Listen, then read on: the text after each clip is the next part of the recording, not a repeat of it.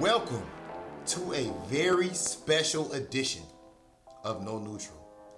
You may ask, what makes this edition so special? Like, is it because of the fact that, Halloween just passed, it's the beginning of November or anything like that? No.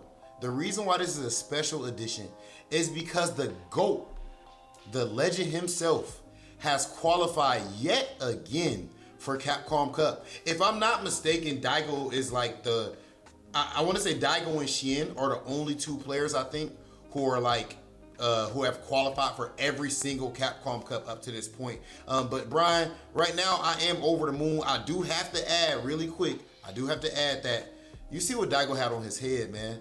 Show the people. Look what my man Daigo had on his head. That was Hollywood Daigo right there, Brian. He might have been taking a page out of your book. I was debating what I was going to go on with the show today. I was like, do I rock the hair? Do I grab a towel or a shirt out of my closet and I make something of it? But yeah, Daigo with the do-rag gets his ticket to Capcom Cup and looking immaculate. Daigo, the thing about Daigo, whenever he comes to play, he's going to be bringing something new to the table. And of course, we saw that again today, this past weekend. But before we get into that, we want to first give a big shout out to, of course, our co-hosts in Japan and our Japanese audience. Thanks so much for watching No Neutral and supporting the show as always. While we fanboy a little bit over Daigo. Daigo the Beast has qualified once again for Capcom Cup, and like you mentioned, he's qualified every year except I believe maybe like 2012, 2013 in the early stages when Capcom Cup was first becoming a thing. And man, we got to talk about that tweet he put out after qualifying. Loved it. It really just shows the spirit of Daigo. Daigo references how he has been, he hasn't had a great year overall up to this point. He mentioned he had COVID-19, he had broken a finger, wasn't getting the results that he wanted in his tournaments, but finally he can rest for a day, satisfied that he qualified for Capcom Cup. But then it's back to training again. Back to work. Put in the work. But at the end, he said something that I think was very profound. He says, man, Kawano sure has grown. Because he has to give a shout out to Kawano, who got second place. That was our guy. We've been hyping up Kawano for a while. I mean, he's been hyping himself up by just getting the results. Kawano was the grand finals companion for Daigo there, and an intense set. It was not free. It was not free. Daigo definitely had to put on a show in order to qualify. So I couldn't have asked for a better grand finals. I think those were the two people we predicted. I let Daigo be your choice last week. I put Kawano in there, but yeah, I couldn't have asked for a better grand finals. Well, Brian, you could have asked for a better grand finals because for your Squid Game picks, you did not have Daigo the Beast. Now I noticed you knew that Daigo had a great possibility of winning, but we said if you had your life on the line. So hypothetically, I spared you there, universe, Rob. You're welcome. All right, I appreciate that. As far as the actual gameplay that we saw there, Daigo to me is the best strategist in the entire universe of Street Fighter. I can't speak to all fighting games, but obviously we know that he's one of the best, if not the best, even overall. But in Street Fighter, easily number one in my opinion. If we look at even the match with Mochi, bro, that was top 16 winner side. Now you have to imagine, even if you don't play Guile or Dawson yourself, they're both longer range characters with the fireball, and then of course Dawson outranges Guile, so you can't play your typical style. Now in matchups like that, that's matchups where players tend to struggle the most because they can't play their regular game. Of course, Mochi is on Team Beast at this point, right? So these guys play each other a whole lot. When he did get him in that corner, made great reads as far as on his wake up. So the strategy there is just amazing. And there you can see the genius of Daigo. And also on top of that, he actually lost in Japan CPT number 2. He got 13th of that one, the last tournament. He lost to Torameshi, Dawson player, 2-0 in that tournament, actually. So it's one of the matchups he's probably been working on. I mean, obviously he's been playing with Mochi because he's his teammate in Street Fighter League. But you can definitely see that work paying off because I think Dawson has been kind of, he's been like the monkey wrench, I feel like, for a lot of the consistent top level players. Dawson has definitely risen in the meta with the addition of V-Shift and everything, and if you don't have a traditional counter pick to Sim, a lot of people have been struggling against him, so Daigo definitely had to buckle down to be ready for that matchup. You're going to run into some good Dawson on your way to top 8 or grand finals no matter what, and Mochi, he's been on a tear as well, along with Kawano. Like we mentioned earlier, Kawano was Daigo's match in winners top 8, where he actually, Daigo we said it was a great grand finals, and it was close because the first set was 3-2, but that last set was 3-0 for Daigo, and winners semifinals was also 3-0 for Daigo. So, Daigo kind of got 9 games to Kawano's 2, if you really do the math. So yeah, Daigo in long sets is unstoppable, bro. Obviously, right. anyone who's plugged into the scene knows that Daigo is the best player in the world at long sets as far as what history has shown us up to this point. And it's shown that he was prepared. I mean, when you watch the highlight footage of these sets, it's so just filled with Daigoisms, right? Those moments where you go, I would not have thought in a million years to do what he did, but the moment he shows you, it's like, it's clarity. It's you just your mind becomes open to the possibilities. Bro, yes. I think that this is in stark contrast, and it shows that like we're not just trying to say cliches. When we saw, I think it was Papoy versus Jamie, like in grand finals, and of course Jamie is, we talked about, always very confident and everything, but then that bracket gets reset or you get close to winning and it gets real. So in that spot, Daigo, when he was about to win the whole, make it in the Capcom Cup, he had a huge life lead and there was a big comeback against Daigo, and Kawano goes on to reset the bracket. A lot of people are going to shut down in that spot.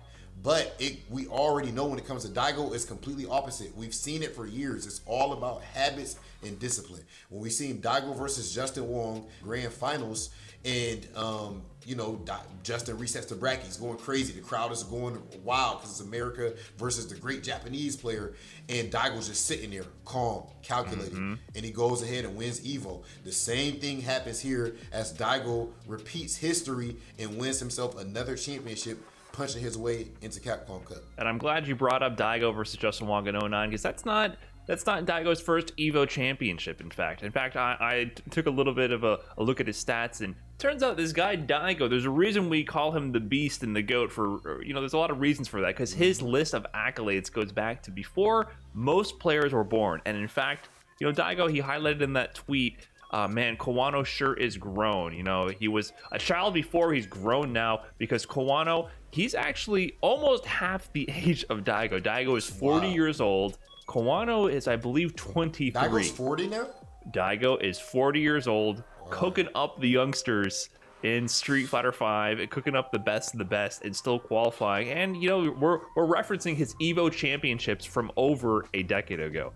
So it kind of begs the question, when Daigo wins at the ripe age of 40, who's to say that you can be too old for competitive gaming? There's a lot of talk in the gaming sphere of, you got to hang up the sticks at some point. You can't really compete with the young players in the meta. But I feel like with Street Fighter V and a lot of fighting games in general, we're seeing that that's not always necessarily the case. Maybe instead of being young and fresh to the scene, maybe it's about experience, about knowing how to handle high pressure situations. Daigo's been in that position many times. You talked about not cracking under pressure. He's been in that position so many times, not even just to qualify for the finals of the finals, right? Talk about pressure. I mean, he's been in the seat for the championship, for the world titles plenty of times in that situation, and he knows how to handle it at this point. So is it possible to be too old for competitive gaming? Is there an age where you got to consider not picking up the sticks anymore? Are reactions going to be hampered? Is there going to be variables that impact your performance? I don't know. I think Daigo's trying to make an argument that that's not the case. Yeah, bro, I agree with you 100%. And I remember back, and I'm sure you remember this too, bro, in the beginning of Street Fighter V, everyone said, oh, this is a young man's game. And they started saying that not when they just saw the mechanics. They started saying that when they saw Knuckle do winning with the command grabs or the flash kicks, and just all of the OG players are losing. And that's when people were saying like, oh, well, the game is so volatile and you need to be young and take all kinds of risks and things like that. But of course, that ended up not being the case. I think that the reason why you will see a younger player do better at the beginning of Street Fighter V is because they might be just more gung-ho, if that makes sense. Whereas, the players with all the experience may be analyzing more deeply and trying to find the safest path to victory. These guys are just more so letting it rip. But even though that works in the short term, in the long run, what prevails is always going to be, in my opinion, is going to be experience, is going to be ingenuity. It's different when it comes to stuff like physical sports. of course. But when it comes to gaming or chess and things like that, of course, gaming and chess is not one-to-one. You need more. You actually need reactions for gaming. You don't need reactions at all when it comes to chess. But I don't think the level of reaction necessary is. You're never really just sitting there doing a raw reaction. Right. Unless it's like let's say Geef whiffs a stand heavy punch. Well, yeah, you might just see that and then whiff punish it. But 9 times out of 10, things are too fast in fighting games for that. So what it comes down to more so is being able to read your opponent and being able to innovate. And that's something that we see players like Daigo and Sako be able to do so well. Because I think that discipline and thinking outside the box is what's going to give you the best results in this field, bro. Like being able to create a strategy from scratch. And you have to even think of it like this. Like, I don't know if you've read Daigo's The Will to Keep Winning. So one of the things that he had talked about on there was the fact that he does not necessarily focus on tournament results. Of course, you can look back. You have to look back at your tournament results to see how stuff is going, so you can make the necessary adjustments. But going into the tournament, the result is just, in his opinion, a natural result of the work that you've put in. So you don't need to stress over every single tournament where you're going into it and put all type of pressure on yourself. But that's so much easier said than done. Like, we might have an issue in NLBC or any major CPT or whatever it may be and be furious, whereas Daigo and players like that are much better at just keeping themselves level-headed and knowing that they're trusting the process overall. I'm telling you guys, that's, as a pro player, that's a lot, or a competitive player, whatever wording you want to use, that's a lot easier said than done. And to me, the OGs are infinitely better at that. Of course, yeah. I mean, he has tons of experience of knowing where to keep his mindset, to trust the process and keep going. And I think that's good for just longevity. That's the most important thing. Yes. But as far as actually being competitive, you brought up chess, and I think that's a great example, because chess, it's pure strategy, right? You more look for people to be older in chess, to have more experience, to be the best players. Now, obviously, there's prodigies. Magnus Carlsen, he's the number one guy by a long shot, and he came out of the game swinging it from a young age. But for the most part, it's not like you get older, you get worse at the game. That's not the case at all. And with fighting games, there's a physicality to it, right? There's kind of some dexterity. There's a bit of twitch reactions we talked about. So it's a bit more physical than pure chess. It's more akin to me like mastering an instrument, right? And you look at the best guitar player, the best violinist. You're not looking necessarily for someone to be super young. Maybe the young guys bring a new perspective to the instrument, but it's not like you get older and you expect them to be less dexterous or have less dexterity on the instrument and be unable to perform or to amaze you with a song. And that's kind of how I look at fighting games. You gotta have some dexterity. You gotta practice your combos, maybe, depending on the type of game. Especially the execution might be more involved, but it's not something you really lose with time, barring any physical injuries or things like that. As long as your hands stay in good shape, really, it's like you can kind of just keep going. So I look at it like that. Like, I don't expect people with age to kind of lose that, and especially if they keep practicing, they can just get better and better with time. And you brought up Twitch reactions and just reacting in general. To me, if I can pop out from behind a bush, go boo, and then you go, oh, if you still have that reaction, you have reactions. Because that's your baseline stimuli reaction. If you don't sit there and go, oh, like if you don't have that delay reaction, you're young enough to compete, right? So I think for a lot of genres, there's a big conception or a big idea that, like, I'm 23, I'm 24, I'm done. That's a big thing in the MOBA community, in the FPS community, and I feel like that just speaks also to how young the esports ecosystem is, especially for those games, right? Yeah. Fighting games in general, it's the original esport. Before that was even a term, before there was big lights and productions and cameras and big old stages, it was just people going to the arcades, going to tournaments, trying to beat some ass and prove the number one. It's been that way for long before these other genres were even an idea, right? So because I think the FGC is more established in that sense and has a long tradition of competition, we understand that you don't have to give up so soon. I think you're seeing a first generation of people being in esports being questioning their results, questioning their performance, losing their will to keep winning. And I think it's psychological.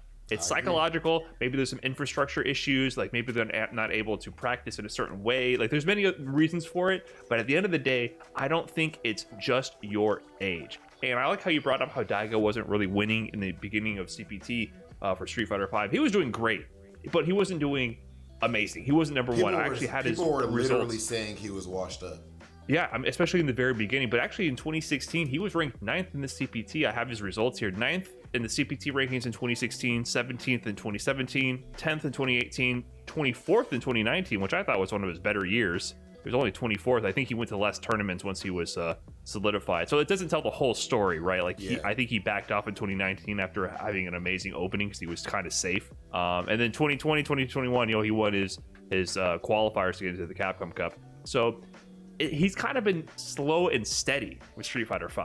It's never like he was out of the game. In the beginning of Street Fighter V, he was a bit out. And Knuckle Dew and Punk and a bunch of young players, they were dominating. I mean, they're like top 5, top 3 minimum for those seasons if you look back in the CPT standings.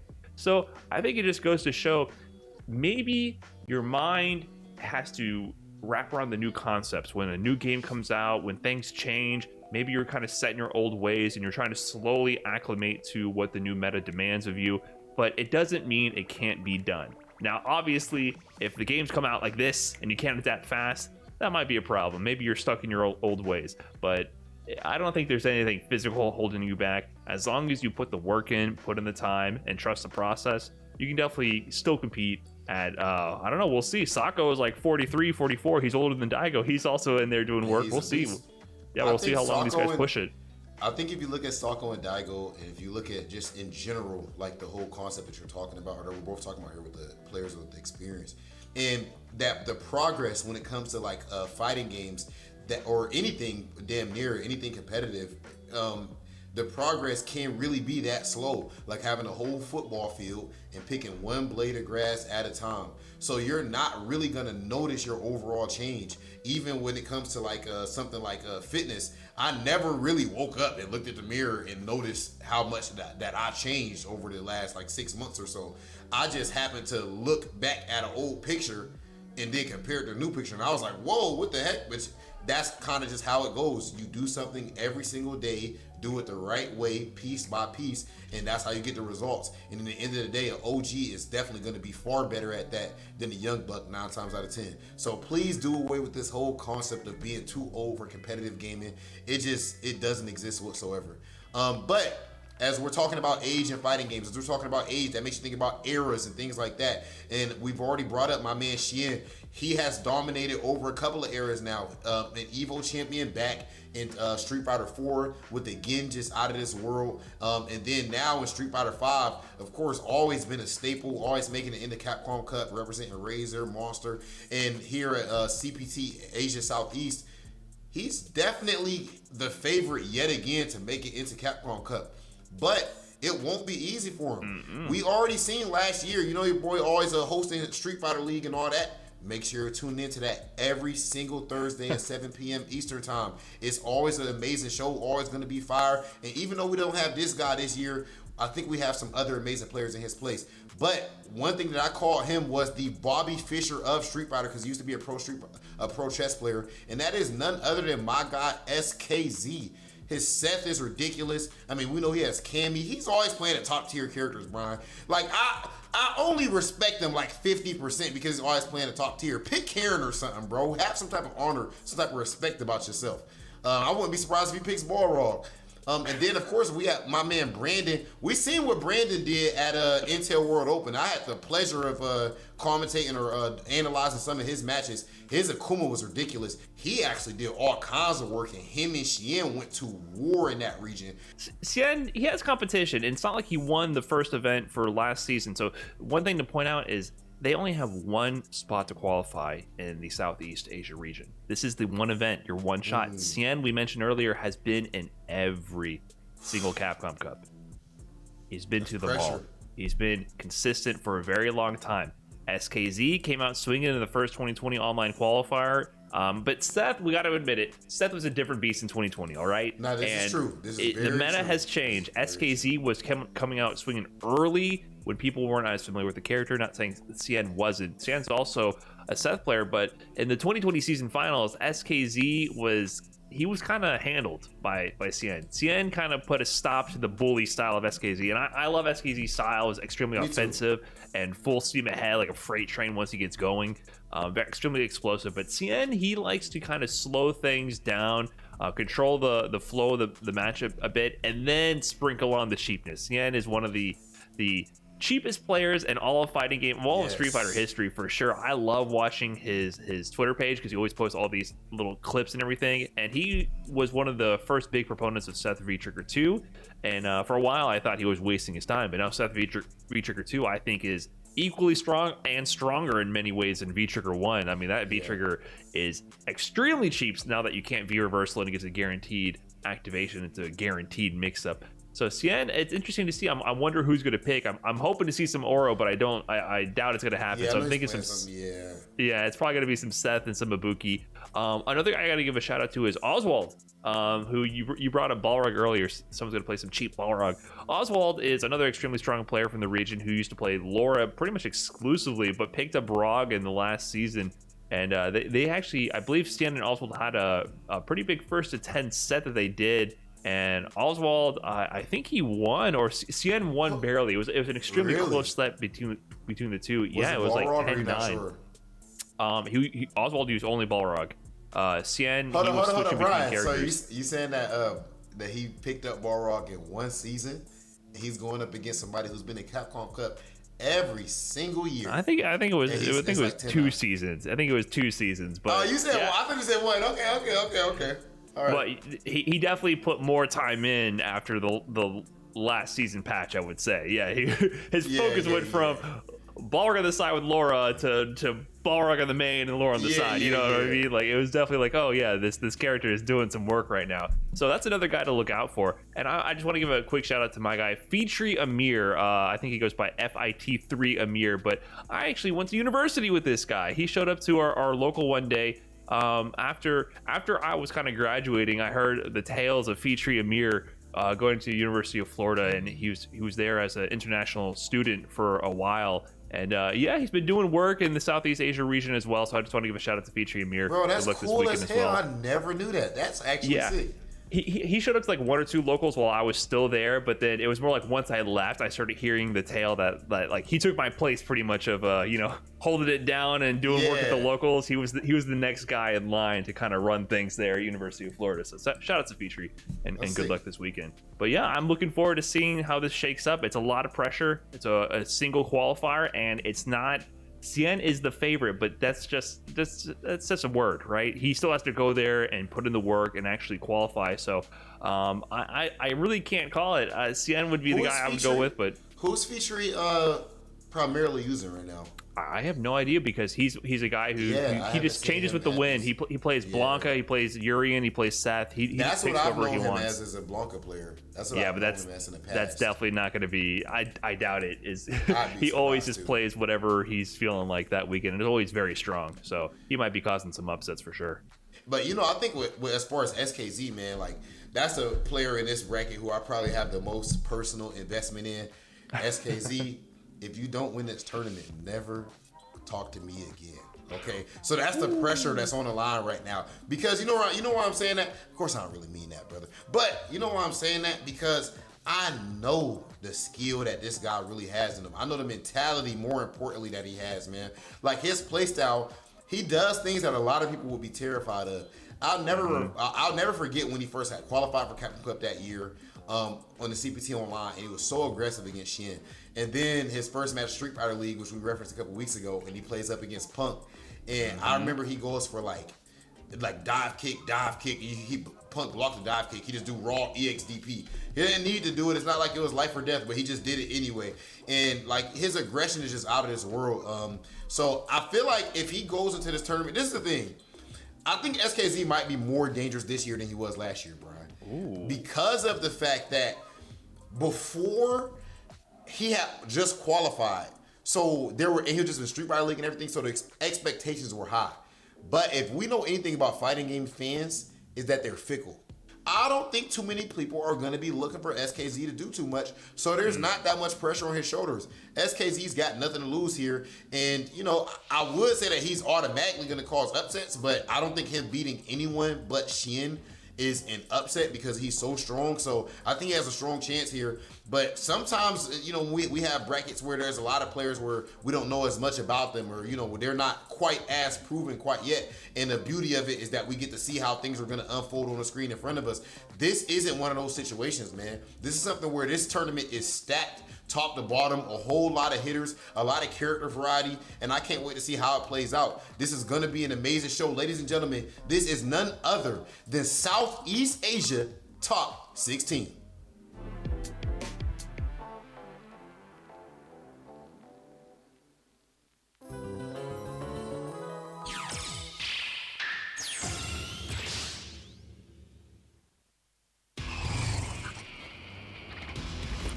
If I go too far, please forgive me.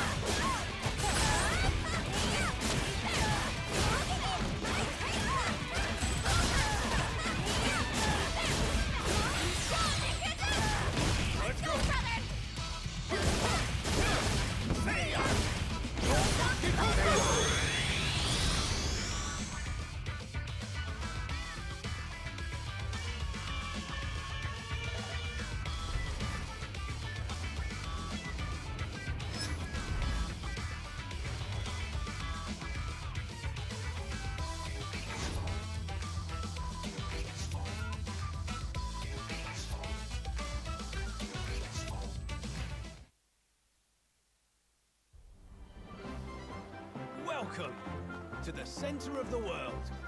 Great Britain's mighty capital, London. This country is incredible.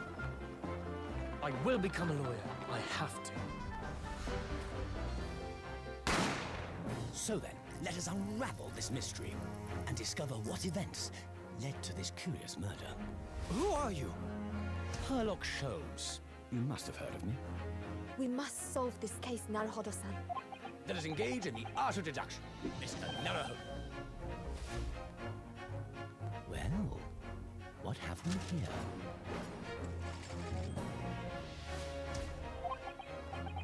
It would seem the truth is now tantalizingly close. The defense demands its right to a cross-examination.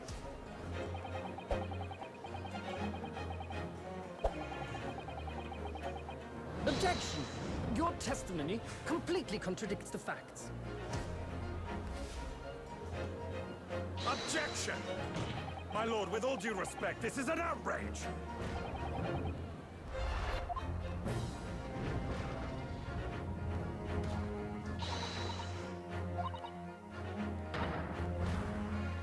You're the best lawyer in the world.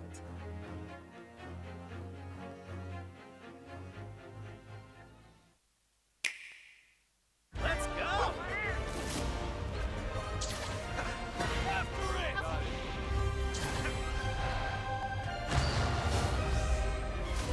Fear my strength! Have a taste of this! Don't take this personal!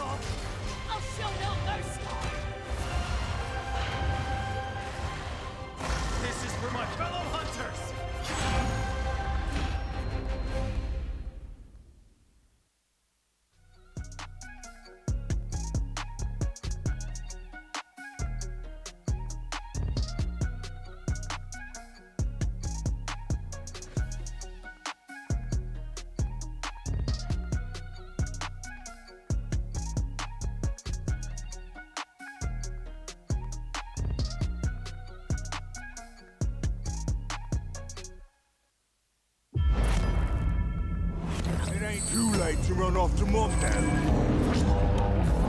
These matches are going to be even more ridiculous.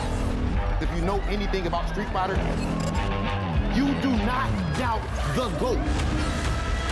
My man is always getting go. You thought I was playing? Oh, you're hella dead. The main event. Help me out, Nadeshko. Look how much it means to him! Wow! Not over here! That's not over! Are you serious? My man is reading right now! My man is reading! Oh my God!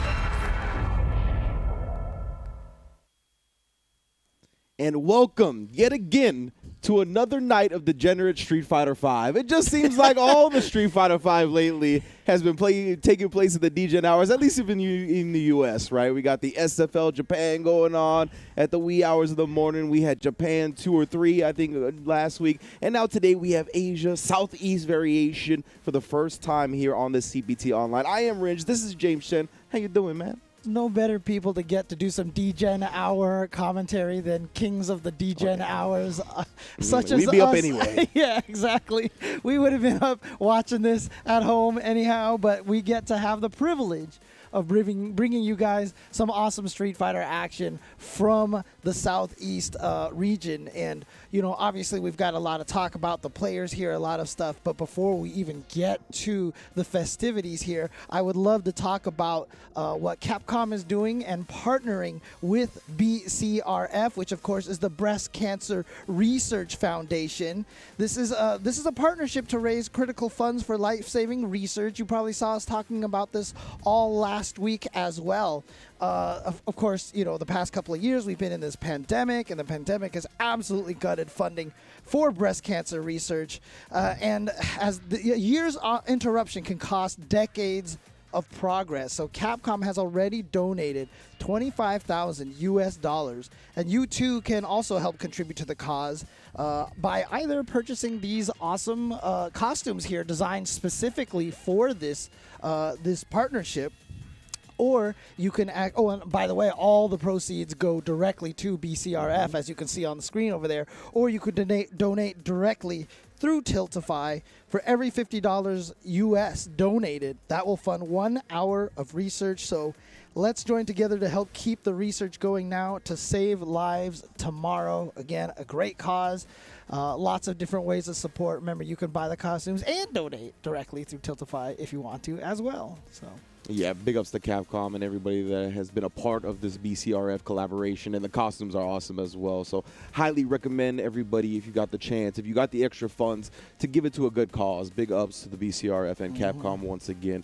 So we're going to be reminding you all throughout the broadcast today to donate to the BCRF if you have the chance. But, of course, this is top 16 for Southeast Asia 1. It's not going to be the top 8 yet. That's going to be tomorrow. Of course, we're going to determine who gets there today. And, as always, we start out at that winner's bracket side. So let's take a look.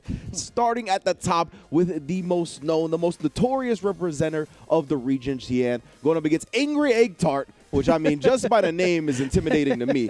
We're going to follow that up with I Am Chuan, another regular of the region, up against Vita, and then Jin Koryuki against Brandon, who did a great job at the Intel World Open, just a really breakout performance on that Akuma. He had been putting in work up to that point, but he really showed out there. And then, of course, we're going to wrap it up on the winner side of the bracket with Bravery and Oswald.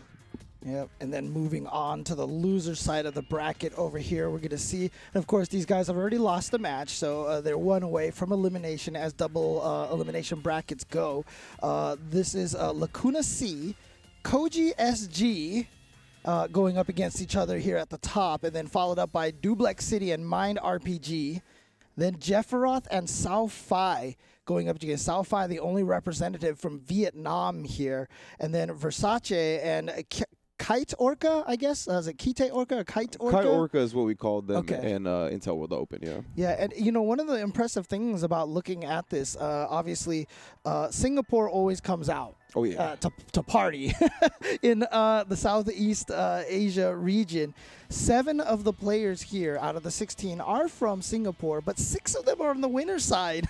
Dude, representing as per usual. Yeah, so they're definitely in a great position. Only Koji SG, and I'm assuming maybe that stands for Singapore, SG Singapore. Most likely. Yeah, he's the only Singapore player here on the loser side. But outside of that, we've got 3 players from Thailand, 1 from Indonesia, a player from the Philippines, and actually 3 players from Malaysia as well. Beautiful, beautiful. I can't wait to see the action, of course. This region always brings high-level Street Fighter V. Of course, at the forefront of that is going to be Xian. He's going to be the one that's going to start it all off, the forefather of the region. But we saw the mentor take down the teacher at Intel World Open, so we'll see if we get a repeat here this weekend. But of course, I think we are ready to jump into it. So how about them quotes regarding Xian and Angry Egg Tart, shall we? Yeah. Starting off, is Angry Egg Tart. Xian is probably the player we Singaporeans look up to the most. It is an honor to fight him, and I will give it my all. Please cheer for me. He's trying to be the baby face. Xian, he's been around too long. Move over, old man. Yeah, and Xian, I mentioned this on social media, but Xian, obviously, I feel like the fan favorite here. He's, had a presence here. People love him. He's got great content. He's been doing an awesome job commentating at the Street Fighter League. What does he have to say about this matchup coming up against a Deja Vu? That's all. Dude, that's all you need to know. What is with this Shin Lim haircut over here, dude? What'd you call it? There's magician Shin Lim, dude. He's got that crazy hair, dude. It's like Xian is trying to go that route there. I like it. Actually. I never understood how people got it to part not in the middle. You know what I'm saying? There's the Look, part on the side. As a person who's been doing that my whole life, I can tell you. I don't know. My stuff just goes down the middle. I think just because I've been doing it my whole life, my hair just was like, all right, you win. That is how it goes. That is how it goes. As long as you train your hair, it'll eventually do what you want. Yeah. But you gotta really train that. And we'll see who's gonna train the opponent more here in this opening match. It's going to be Xian versus Angry Egg Tart, who's going to play off each other's expectations. The conditioning is going to be at the forefront, of course. These are the characters we expected. It's going to be Seth versus G. I had not seen the Skullomania joint. Dude, it's so good. Yeah. Now, one of the interesting things, just to bring up on the entire top 16, all 16 players have a different character. We have 16 characters represented, and in fact, one player has 2 characters listed. Yeah. But outside of that, all 16 players have unique picks, including the 2 characters, which is insane. Indeed, indeed. So we're going to see Angry Egg Tart already looking for some big openings here. You can see showing no fear. Xian dashing up, checking him, trying for the back fierce, but playing it nice and slow. This is the pace that Xian wants. Yeah, and they're both still, finally actually moving towards the corner here, finally for Xian. They've been standing on that Street Fighter Duel logo this entire time, as you can see at the bottom of the screen. Shoutouts to the Street Fighter Duel banners in the background. Angry Egg Tart is looking good. I was really impressed by that rush punch whip punish on the V skill. Took the time to level up as well to level 2 president. Ooh, and not even, yeah, too high up into the axe kick. That was very good discipline. Especially because of how tall G is. A lot of those axe kicks were probably too high, but Xian just going for a block string here. Oh no, never mind. I lied. It always looks like a block string, but you got to remember that explosion's coming towards the end right there. Xian just dragged him to the corner, waited to the perfect moment, and we always cash out. 1 round to the forefather. That just tells you I would have died too. Right, you're like, all right. It's just the block string. All right. Oh, man. You thought you weathered the storm, and then the roof collapsed in. Yeah. Dude, you cannot expect Xian to do anything ordinary, man. That's big facts. I mean, nice. Great spacing on that fierce. Gonna go all the way through with it. Level 3 president. Ooh, there we go. Okay, gets a shimmy there. Builds a little extra meter off of that.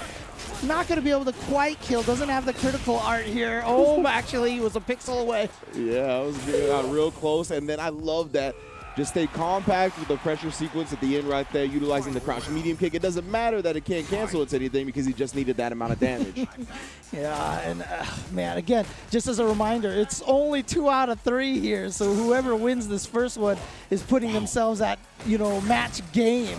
So it's very dangerous, and just like that, the punish right there for big damage. Uh-oh, Xian in trouble, but of course he's got that V-Trigger 2 locked and loaded now at this point, and we know the kind of damage. Yep, here it comes. Guaranteed. What's the mix-up? Oh, just stuck in the low. And getting hit by, and that combo starting with the crouching light kick might have actually scaled it a little bit, so, not terrible. Oh. That was unfortunate. Yeah, no counter hit on that. He did interrupt, but not looking for the combo. Okay. Yeah. I don't remember if Cien had enough for the EX uppercut to get the stun, but I don't think he wanted it. I think he wanted to get the stun on a single hit so that the dizzy combo would kill as it did. So Cien, 1 game on the board over an Angry Egg Tart. Yeah, when it comes to Cien, he really knows how to calculate like the optimal reward, right? It's not just about the damage in that one combo. It's really about the grander picture. It's what gives him the most reward. And that's why he just got the hard knockdown mix at the end. He knew he was 1 hit away from stun. And if he got that stun off the 1 hit, it was going to kill. Yeah, for sure. So let's see if Angry Egg Tart, played really solidly there. Was able to take it at least to the tied round. Ooh, what the? Had a counter hit confirmed, perhaps? Yeah. Yes, I love that mid-tick throw. Already building towards that stun. This is what players like Cien do, right? This is just what they do. Like, they can look vulnerable early on, but then once they figure out your rhythm, EX, no, he's not even going to try. I thought he was going to try to EX uppercut right there, perhaps, to hope it would kill, but he's saving the meter instead. But, gee, he touches you 1 time and you die. We need the 211 in progress right now. The robbery needs to come in real hot. Yeah, Angry Egg Tart has a hope. Yeah, Cien doing a great job staying crouch blocking a lot. That's how a lot of the times those G's get in there. What? That was fast enough? Yeah. Caught him with that. The long distance crouch heavy kick. Now Cien 1 round away from going to the top 8 winner's side. Yep, and again, once they win this first, in the winner's round, if they win the first one, that's it for the day. Yeah, we'll see them tomorrow. Easy Saturday if they can get this 1 W here early. Yeah, it's good spacing, but not looking at counter poke with the stand light kick. My goodness, what a great anti-air. Big reward off that. And then stays in front. Fakes the overhead. Oh, wow, that actually hit. Okay. And here we go. We're going to the corner here, to the other side. Chases down the backdash. Oh, that was a sick call out. Angry Egg Tart. He has more than enough to kill him. Oh, no. Okay, at least that'll keep him from getting stunned right away. Oh, he tried to counter poke there, but that's how it was the stand medium punch. Didn't catch the button. Yeah, Angry Egg Tart is big chilling right now. You can see not putting out as many buttons as he has previously. Knows with that critical art on Cien's side, everything could come crashing down. Right, 1 hit, 1 confirm that button right there. Cien will confirm that into a super. Ooh, yo, Cien even tried to press buttons after because he knew he got hit. Here we go, chip. Oh, actually, he doesn't even need it. He just punches him in the gut. Yeah. Cien had plenty for the V reversal, but Cien tried to wake up with a button or wake up with something. I'm not sure what it was, but Angry Egg Tart with an amazing comeback that round there, but that is what G does. And finally, Cien has been looking for these V skills all set. Finally finds one. He will start a big advantage here. Yeah, that combo, just so much corner carry. Angry Egg Tart already trapped in the corner. Nice big crouch fierce, but he couldn't get anything else off of it. What? Mad Cradle. That had to have been an execution error. Had to have been. This is really going to open the door for Angry Egg Tart, though. Oh, really early jump light kick actually does catch him trying to press an anti-air. Yeah, it's unfortunately too short of a hit stun for him to combo once he landed. Oh, okay, he's still able to get the punish. Okay, and he's got the full meter for the super, but actually didn't get the whole combo. Yeah, and he actually V reversals. That means he's going to surrender the V trigger here. Yeah, you're right. For G, that's a yeah, that's big. Angry Egg Tart does have the CA though. Oh my goodness, this is going to be a very dangerous situation on both sides. CA is on deck here. V skill trying to catch him whiffing a button. G shift at the last moment, but CA staying solid as per usual. You ain't getting out of my range whatsoever.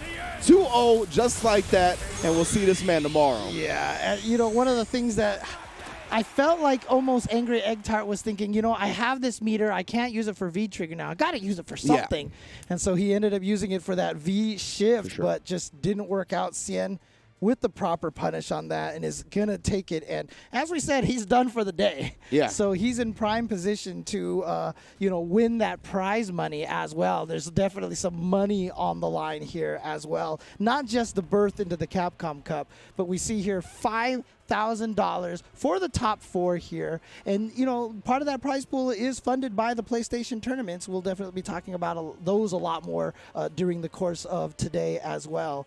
But again, that's $5,000 just for today, and that's to get into the Capcom Cup. and there's a lot of money on the line of the Capcom Cup. Oh, yes, sir. Capcom Cup $200,000 USD on the line for that. So that's why all these players are fighting for that berth, trying to get that big check, the lion's share. We've seen it. It is a life-changing amount of money.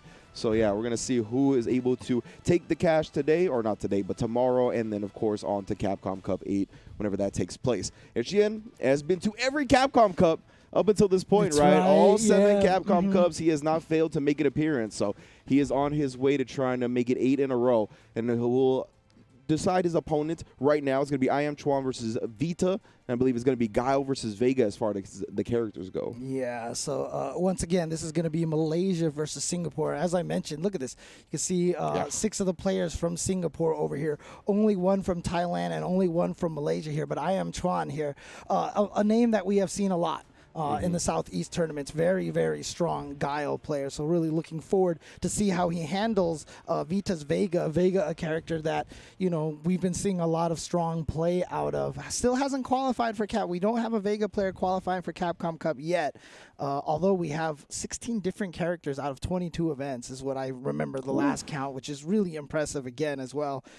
Like remember when everybody was panicking at the beginning when like 3 Cammys qualified in a row? It was like, it's just going to be 32 Cammys at Capcom. No, it's okay. And Capcom's like, we'll nerf her a little bit here. Okay, we're good now. But it's going to be Guile Vega. Let's see what I Am Chuan and Vita have to say about this matchup coming up. Do they have any biting words or just some encouragement here?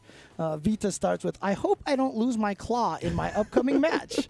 Unlike Trust, I can't regain it. Yo! Wow. What was that? I did not need you to get philosophical on me right now, right? Somebody hurt this man. Somebody hurt this man in the past. Holy crap. I got betrayal issues myself. Let's just move on to the next one. I Am Chuan, please. Can we get the next quote? Hopefully this is not as deep. Top 8, here we come. That's what I'm talking about. Yeah, there we go. Okay. Don't address my existential crisis, please, with the quotes, all right? I'm not going to question life after that quote, so I'm good here. I'm just here to call it Street Fighter V. So we got I Am Chuan here, the Guile and the Vega. Let's get to the matchup before I get here we come. Let's go. Too deep in the rabbit hole. I watched the Kanye interview today. I've been thinking a lot about life. Like, let's just move on, you know? Oh, man. But Guile versus Vega, he talked about not losing his claw in the matchup, right? And I think if he does lose his claw, that's definitely going to be a tough time just in terms of that mid-range where he wants to play. Guile will be able to extra bully him in that instance. Maybe with the claw on, he'll be able to combat in that range of like Sobot and even a little bit outside of that where Guile wants to start throwing sonic booms. Right. So, and remember one thing, too, is that last week, in the first round matchup against Daigo, Kawano intentionally picked Vega to fight Guile. And we saw him, you know, EX roll or V skill or do all sorts of things around the sonic boom. So, I mean, it might be a matchup that Vega players do find themselves comfortable with. So, let's see if I Am Chuan had any of the Vega practice that Daigo had. Yeah, something I was going to address later was that EX roll. I definitely forgot about that V skill, though. It definitely could be an answer to some of the sonic boom pressure, but Chuan starting out aggressive. Yeah, already looking for efficient for the big V skills. Okay. Yeah, but he's going with V skill 2? V skill 2, yeah. If I'm not mistaken, Kawano was going with V skill 1. Look at this. I like, okay. Different take on Vega. I haven't seen a lot of this harassment with V skill 2. He's already built quite a bit of V trigger, right? Of course, he ate some damage, but even before that, he had access to it. Ooh, interrupts the ace. Doesn't quite get that off. Not sure what that was about from, he was trying to do that. Yeah, I imagine. Okay. Gotcha. Now this has still just been completely in Chuan's favor. Does find the slide on the whiff punish. All right, here we go. Vita now with the opportunity to catch up in life. Ooh. No anti. Wow, he is just going nuts with this V skill too. Yeah. He's feeling good. And then nice confirm. Yeah, then he gets the knockdown here. Tries to go for a jump cross up, it looked like. Yeah, Chuan, calm, cool, collected with that anti-air. Posted up. Oh, no, that time it actually loses. And the juggle is enough. There you go. Look at that. Just a bad timing by Chuan with maybe too early of a crouching heavy punch and just ate the jumping heavy kick and gave Vita the whole combo. Ow. Yeah, I got caught flinching on that upside down kick. Oh, we're just whiffing throws out here. High fives. Nice backdash. Get away from the slide, but again, that V skill 2 is just doing work. Yeah. Already got another V trigger available. Yeah, getting the little slide extension is definitely annoying for the other player. All right, gets in there, gets maximum, but after the heavy punch doesn't. I feel like he missed the correct follow-up, or it might have just because he was in claw. I'm not sure. Ooh, does get the cross up here. It's going to be not stunned. He's going to wait, try to get the reset. Hard knockdown. Oh, was that a setup, mix-up for the meaty right there? Yeah. With that crouch heavy punch? Okay. The frame kills from Chuan right there. Perfectly timing the meaty low from Guile. Had the combo afterwards. Definitely not something you see every day from this character. I don't think I've seen that frame kill before. I thought I was like, wait, why did he win? Oh, that V-ship getting clipped, but it's all right.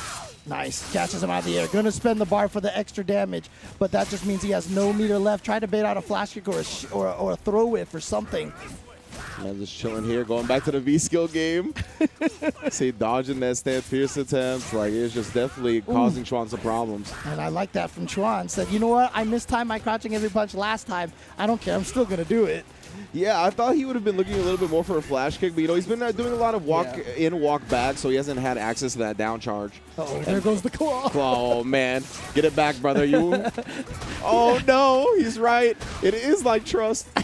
He can't get it back, man. Oh, okay, yeah. Keeps himself safe. Yeah, I'm still chilling. I don't know where the claw is at this point. Tries to hard call out the Sonic Boom, but couldn't find it. Chuan, nice and disciplined right there, just waiting. Knew with that meter he was going to start getting desperate. He had to make something happen. The hard reads come out in situations like that, and Chuan was just waiting for him. All right, so Chuan looking strong here so far, trying to take out at least one of the Singaporeans from the winner's side of the bracket and see if Vita decides to stick with Vega. I can't imagine he probably would try to change characters, but it sounds like, are we going to character select here? Yeah, you know, it's funny because, like, I was going to say maybe it's a V-skill change, but his gameplay was so, like, revolving around that V-skill that would definitely kind of be jarring to see him switch it. But, you know, it could be the case. All right. Well, we'll find out what he decides to do. Maybe just wants to go with a different color, different costume, perhaps. You know what I'm saying? All right. We shall see. It does, you know, affect players sometimes. You gotta get into the groove, your color, your character, your stage, whatever it may be. You gotta give yourself the best opportunity to perform at the highest level. So whatever that may be, make sure you handle that. Absolutely. Oh, just actually a complete character change. He's going from Japanese Balrog to American Balrog. He was like, whoops. Wrong Balrog. All right, so gonna go with a completely different matchup here. Wow, the Lakers Balrog too. Shout out to Bello. Oh, yeah. Putting the team on his back. Oh, man. Oh, nice stand. Fierce going to get the crush counter. Being able to put it back into the mid-screen game a bit. Nothing following that up, but he's going to extend that pressure. Here we go. The trigger's activated, and that is V-Trigger 2 that he has. Ooh. So you got to watch out for those command throws. Nice little whiff punish there. Oh, and he has the V-Skill 1, right? Of course, that's like the anti-projectile V-Skill. Exactly. Oh, my God. Just kick him. No dash punches for you. Just kick him right in the stomach. That V-Trigger's still going. Got to watch. Okay, yeah, there we go. There's going to be a lot of stun, but the stun isn't the concern. You did it. You just did it. It's like that, and it was enough to kill Chuan. Showing no fear. You wanna get froggy on my wake up? Not even an EX flashing. That's how confident he was. Wake up supers, baby. Always call that wussing out, dude. Wake up super, wussing out. There you go. Man, yeah, he has been consistent with the crouch trees, the anti-airs too. We haven't seen flash kicks. He's really just prioritizing finding that proper space on the ground constantly. Oh, he's going to get the cross up. Nice timing to jump over. I'm surprised that dash punch didn't make it too far. No punish on the sweep. That's rough. Vita looking a little shook. Oh, my goodness. Even finding the dash as the stand fierce whiffs to get the throw. Chuan definitely has this in the bag. All right. Has it activated here. And you're right. He's looking a little bit. Oh, okay. There we go. Okay, here we go. Opportunity now. Good. He still has some more, so he can go for another one to build up a lot more of that stun. I thought he was going to wake up super again. He's getting into chip territory now. Yeah. He just he doesn't even need it. He just dude. I feel like Tron was playing with him at the end right there, and You said that he almost looked like he was shook in that last round. After that wake up super definitely eliminated some trust, I think. You know? Yeah, exactly. You have no idea what's gonna happen with the way Chuan's playing anymore. You're like, I trusted you not to wake up with the super, but he did, and there it is. It's all gone, man. Yeah, threw all of that out the window. Well done to Chuan, though. And yeah, at the end, he was just staying compact, using the light buttons just to make sure that Vita really never gained any ground. So big ups to Chuan. He'll be moving on to top 8 winner side, so we'll see him tomorrow, of course.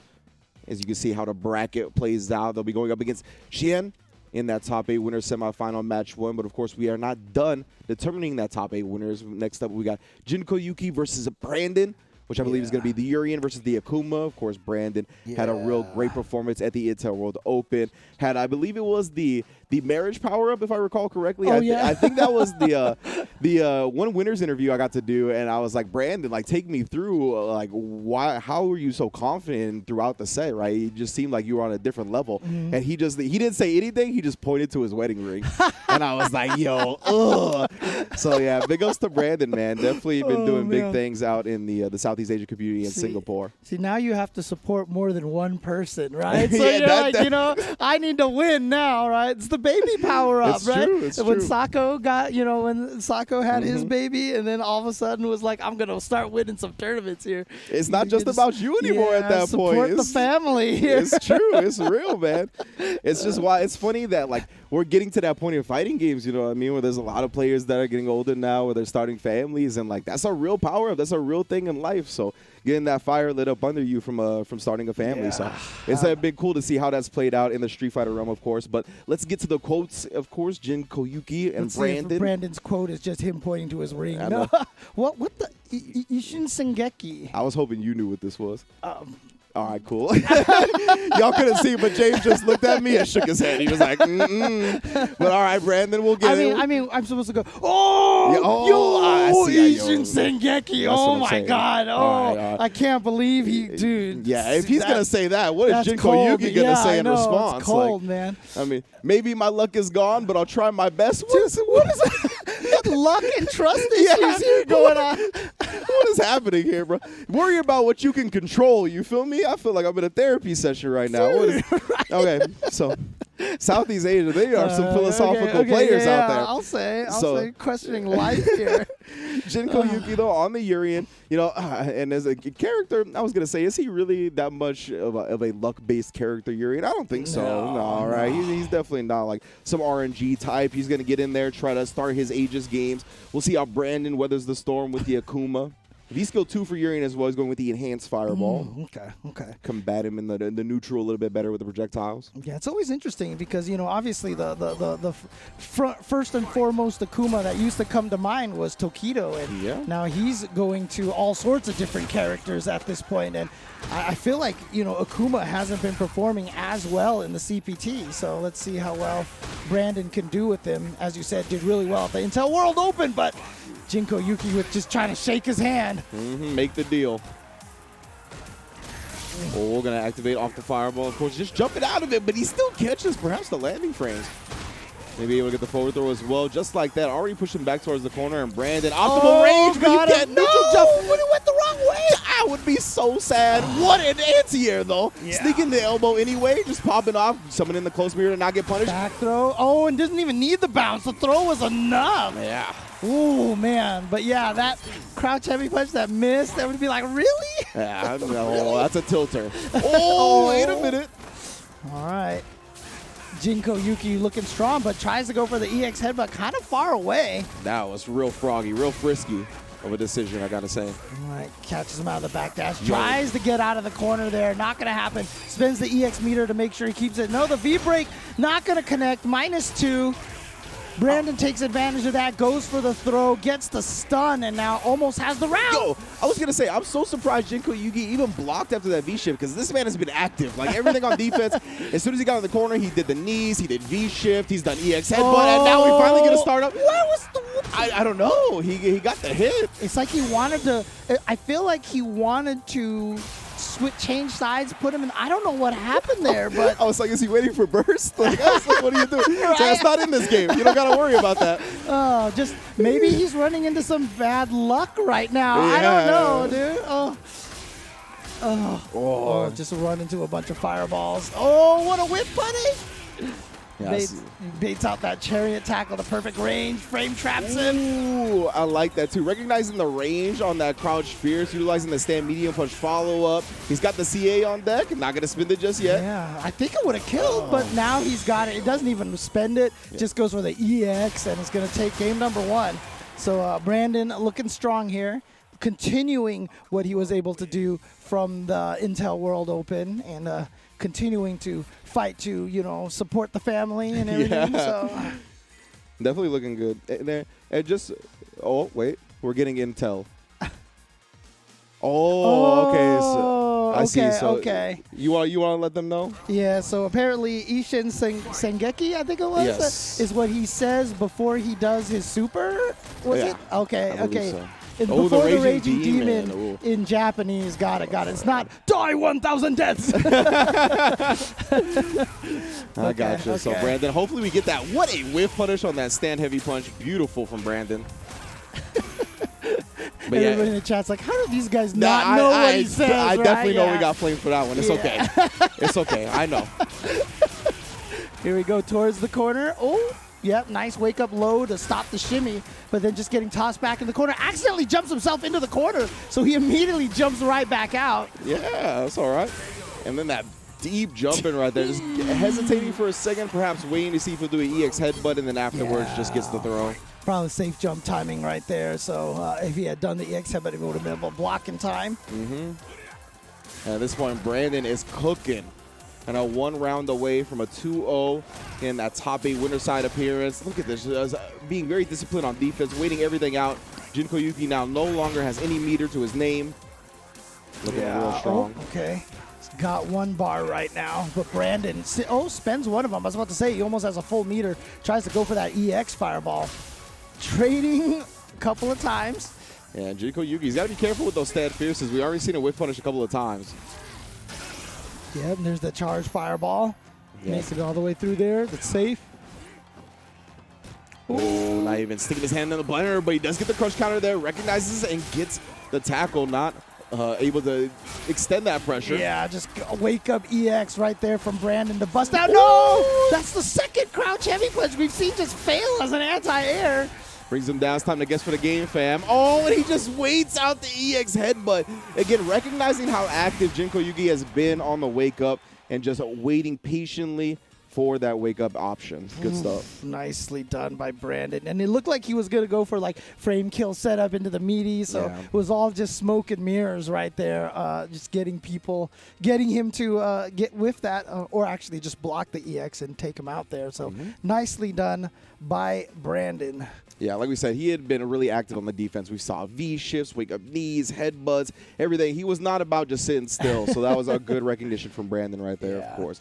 But yeah, that's going to be our first 3 matches for winner side. But of course, we got bills to pay, and there's plenty of people supporting in the Capcom Pro Tour, right? None of the least of which being PlayStation, right? PlayStation has always been a big part of the Capcom events and whatnot. So the Open Series is going down right now on PlayStation 4. You can head on over to compete.playstation.com to learn more about the tournaments and find more Street Fighter V action. Remember, register now, whether it be at compete.playstation.com or you can do it in-game as well. That's right. And obviously, if you want to be able to play some Street Fighter action on the go, coming soon globally is the Capcom authorized mobile game Street Fighter Duel. Again, I love the artwork here. Like, I just think it's really nice looking from you'll see during the break, you'll see some screenshots of it as well. Really, really beautifully illustrated game here, but it's available currently in China, but the global version, as I mentioned, will be coming soon. And in this game, you can follow Ryu, Chun-Li, and others to explore the mysterious organization. I'm assuming that means Shadaloo or Sin. Experience the classic stories with all of your fighters and recall your memories of the original Street Fighter with all the game mechanics in there, counter stuns, combo supers, an impressive array of fighting elements, and innovative multiplayer combos offer you a new balanced battle experience, challenging your strategy and control. Also, a variety of PvP gameplays and tournaments with in-game rewards will definitely inspire you to fight. The arcade legend is reborn on mobile. Download Street Fighter Duel now and join the journey with the millions of players who are already playing it in China to find out who is the best. Yeah, that Street Fighter Dual copy is no joke, brother. BCRF as well, the Breast Cancer Research Foundation, as we mentioned at the top of the show, has partnered with Capcom to bring y'all custom costumes and all kinds of stuff. But again, they have partnered up to raise critical funds for life-saving research. You can help contribute by purchasing limited edition costumes, as you see on the screen right now, which all proceeds go to the BCRF. Again, that's the Breast Cancer Research Foundation. Or you can directly donate via Tiltify. Let's join together to help keep the research going now to save lives tomorrow. So big ups once again to Capcom, the Breast Cancer Research Foundation, and everybody that has contributed so far, whether it be directly donating or purchasing those awesome costumes. Now, we're going to take a break. That was a mouthful of pasta for you, James. I know you need a breather. I always need one after reading the dual one. So we'll be right back here on Capcom Fighters. Please do not go anywhere. Time to fight. Time to fight. Never give up, we won't retreat. The ones who stand have turned to feast. So fight. Time to fight. Glory waits for those who fight. We unite, we are Street Fighters.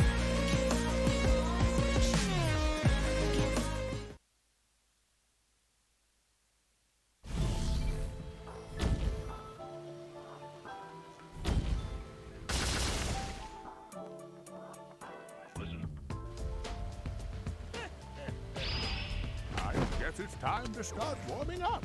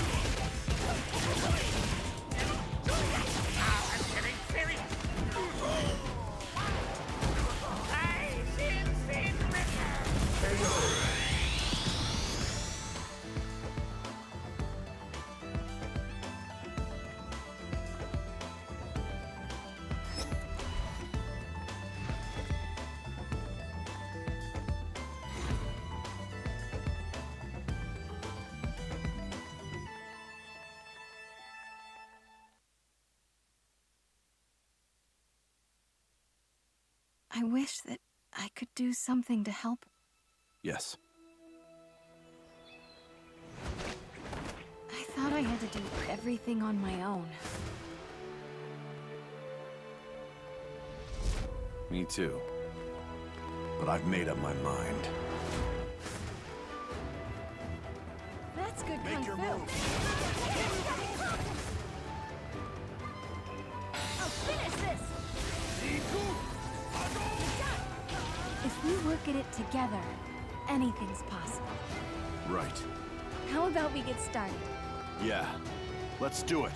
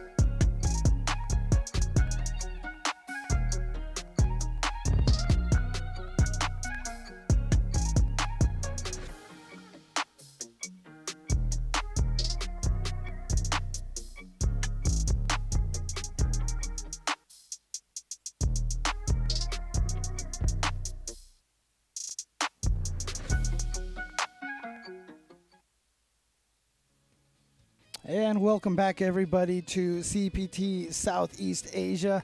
I'm James, and I'm joined here by Ringe. We are the most glorious hair boys here for CPT at this point.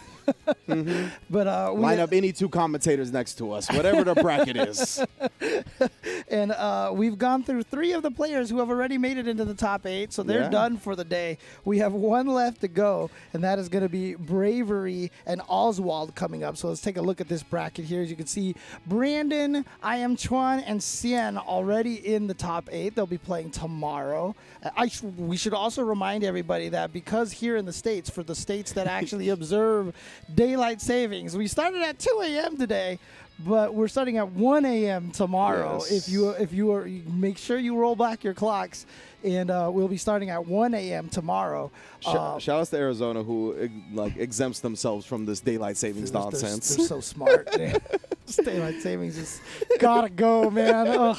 Anyway, I mean, we're talking about luck, trust, and daylight. You know, let's focus on the Street Fighter here. Bravery and Oswald coming up here. Bravery, of course, Cammy player. Oswald has Laura and Boxer listed as characters of choice, and again, both of these players are from Singapore.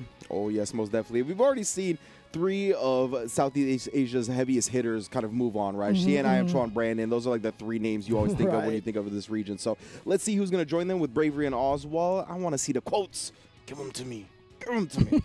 The first quote, hopefully it won't hurt me. I will try my best. That's what I'm talking about. Yeah. You know what I'm saying? I used to always be like, come on, we need longer quotes, you know? Nowadays, today? No. Yeah, dude, after today, I don't want to get blindsided anymore. Let me just get some generic words of encouragement, you know? Yeah, come on. Let's go, Oswald. What do you got? What do you got for us, Oswald? Let's see here. I just do whatever I can. That's there the we mantra, go. bro. All right. So we've got try my best, do whatever I can. Let's do it. Cammy, and I'm curious to see, is it going to go Laura or Boxer? You know, because Boxer, I mean, it's been a while since I've played Cammy in this game. I've switched main characters, obviously, and I used to hate Cammy versus Boxer, but I don't it's probably not that bad at this point, but I think he'll probably start with the Boxer, to be honest with you. I think Balrog definitely still could present a lot of problems to Cammy, and just in general is not going to be one of her fun matchups to play. Because the hard part is both of the characters that Oswald have trouble on the defensive end, right? So Laura and Balrog have trouble once Cammy starts going in on them, but it looks like Oswald is going to go with the Lauda instead. The Lauda, indeed. So we'll see how it goes. Yeah, maybe just betting on a more potent offensive game. As you said, right, both characters have defensive issues. So maybe the best defense is a good offense. Yep. And right now, this is exactly how he wants the game plan to go down. You can't even get away with that V reversal, fam. All right, V-shift out of there. Didn't have any option selects to handle that V-shift. All right. Who to stand median kick? Yeah, just throw it out in the face. I was going to say, shades of what was that season? Season 2? Season 3? Season 2 and 1. Yeah, with that. The thing 5 was like, frame? yeah. Whatever. Can you believe that? That was absurd. Looking back. Oh, man. But look at this. Backdash and then catching out of the air. I like that. So not only got Bravery to use up the rest of that V trigger, but then caught that with the anti-air. Oswald looking strong here. Good start for himself. Very, very good stuff from Oswald. All right, putting that pressure on, keeping it nice and compact. Oh, that's going to be punished here. Okay, bust out finally with the EX uppercut. Yeah, Bravery going to start his own game finally. Got Oswald locked in his corner here. Maybe he can finally exploit some of that lack of defensive options that Laura has. But no, perfectly timed button. He got them items, the 2.5 frame jabs. Right? Oh, just cut on the shins. So, yeah, had to deal with that mix-up. But again, you see Cammy jump. Jump back is always a good option. Oh, no EX DP to follow that up. But still has the meter. Go puts himself in the corner. Oh, boy. But Oswald did use one of his bars, so doesn't have the V trigger now available himself. So expect some V reversals if Bravery ever gets anything going. But here we go. Command throw. The Sunset Will. Oh, what an EX hooligan in response to that. Not enough to kill. Yeah, didn't the have magic the meter. pixel. Oh, no. Oh, wow. Able to sneak in the dive kick right past the projectile. Oswald not looking for the anti-air. That EX hooligan in response to the EX thunderclap, though, that was awesome. Sick, dude. I've not ever seen anyone do that before. Oh, the single hit confirmed. Caught him standing, and here we go. Time for the patented Cammy corner pressure here. Free jump-ins because you're afraid of the dive kicks. Gets the stun. Working on a perfect. And Sea of Stars. Tick throw setup. You can't afford another one. Oh, empty jump into the back throw. Man's probably so concerned with that empty jump low on the other side. Just watching himself get thrown. Dude, Oswald looked so good that first round. After the first round, I was just like, dude, Oswald's like a total control here. Yeah. But Bravery coming right back and taking 2 rounds straight, dominatingly, capping it off with a perfect as well with like 4 correct reads in a row. Yeah. And Oswald, you felt him contemplating whether to switch characters for a second there, but not even going back to the character select screen. There having full faith in the Laura. Yeah, getting caught in the Laura vortex. Every time you get hit by that light elbow, she's +2. You're in the mix. Uh-oh, bad confirm. Uh-oh. And here we go, dash plus. Oh, no quick rise, but still has the meaty time. Got caught reaching for the Sunset Will this time, and that is a big punish. Side switch as well, catches the low. Yep. Oh, no, you got thrown. Oh, that's always. Oh, yeah. And I feel like I think that one was a little bit predictable with the EX wake up right there. Just because it was a situation where you had so much momentum on your side and the offense was really going well. When you just get thrown like that on your wake up, you're going to be frustrated and try to bust out. Like, that's just a fighting game player thing to do. That was a salty DP. Yeah. Like, I shouldn't be in this position. Exactly. So let me swap it back by throwing out the EX. No, but Oswald had the read on that. V shifts out of there. Yeah, Oswald is really nice.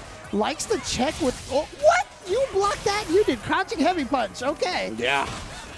Yeah, let it be known, right? Cammy's, when it comes to that V-trigger on deck, they love looking for that crouch fierce. Oh, the glass breaking. Goes for the reset. Try to catch him low, but Bravery blocking for now. Not blocking the low that time. The link, it's going to connect, and Oswald is going to take it and tie it up 1-1. So a first 1-1 match here in the top 8 winner side. Very good stuff. Yeah, and Oswald clearly making the correct decision. Stuck it out with the Lauda. Not even dropping around in the run back.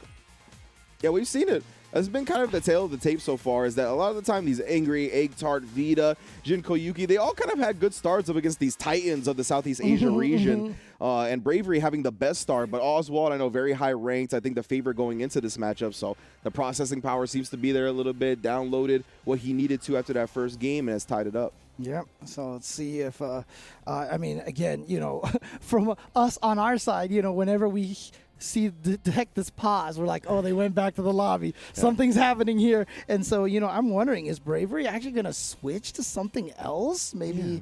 I mean, look, Cammy, she doesn't have 2 V triggers. She doesn't have 2 V skills.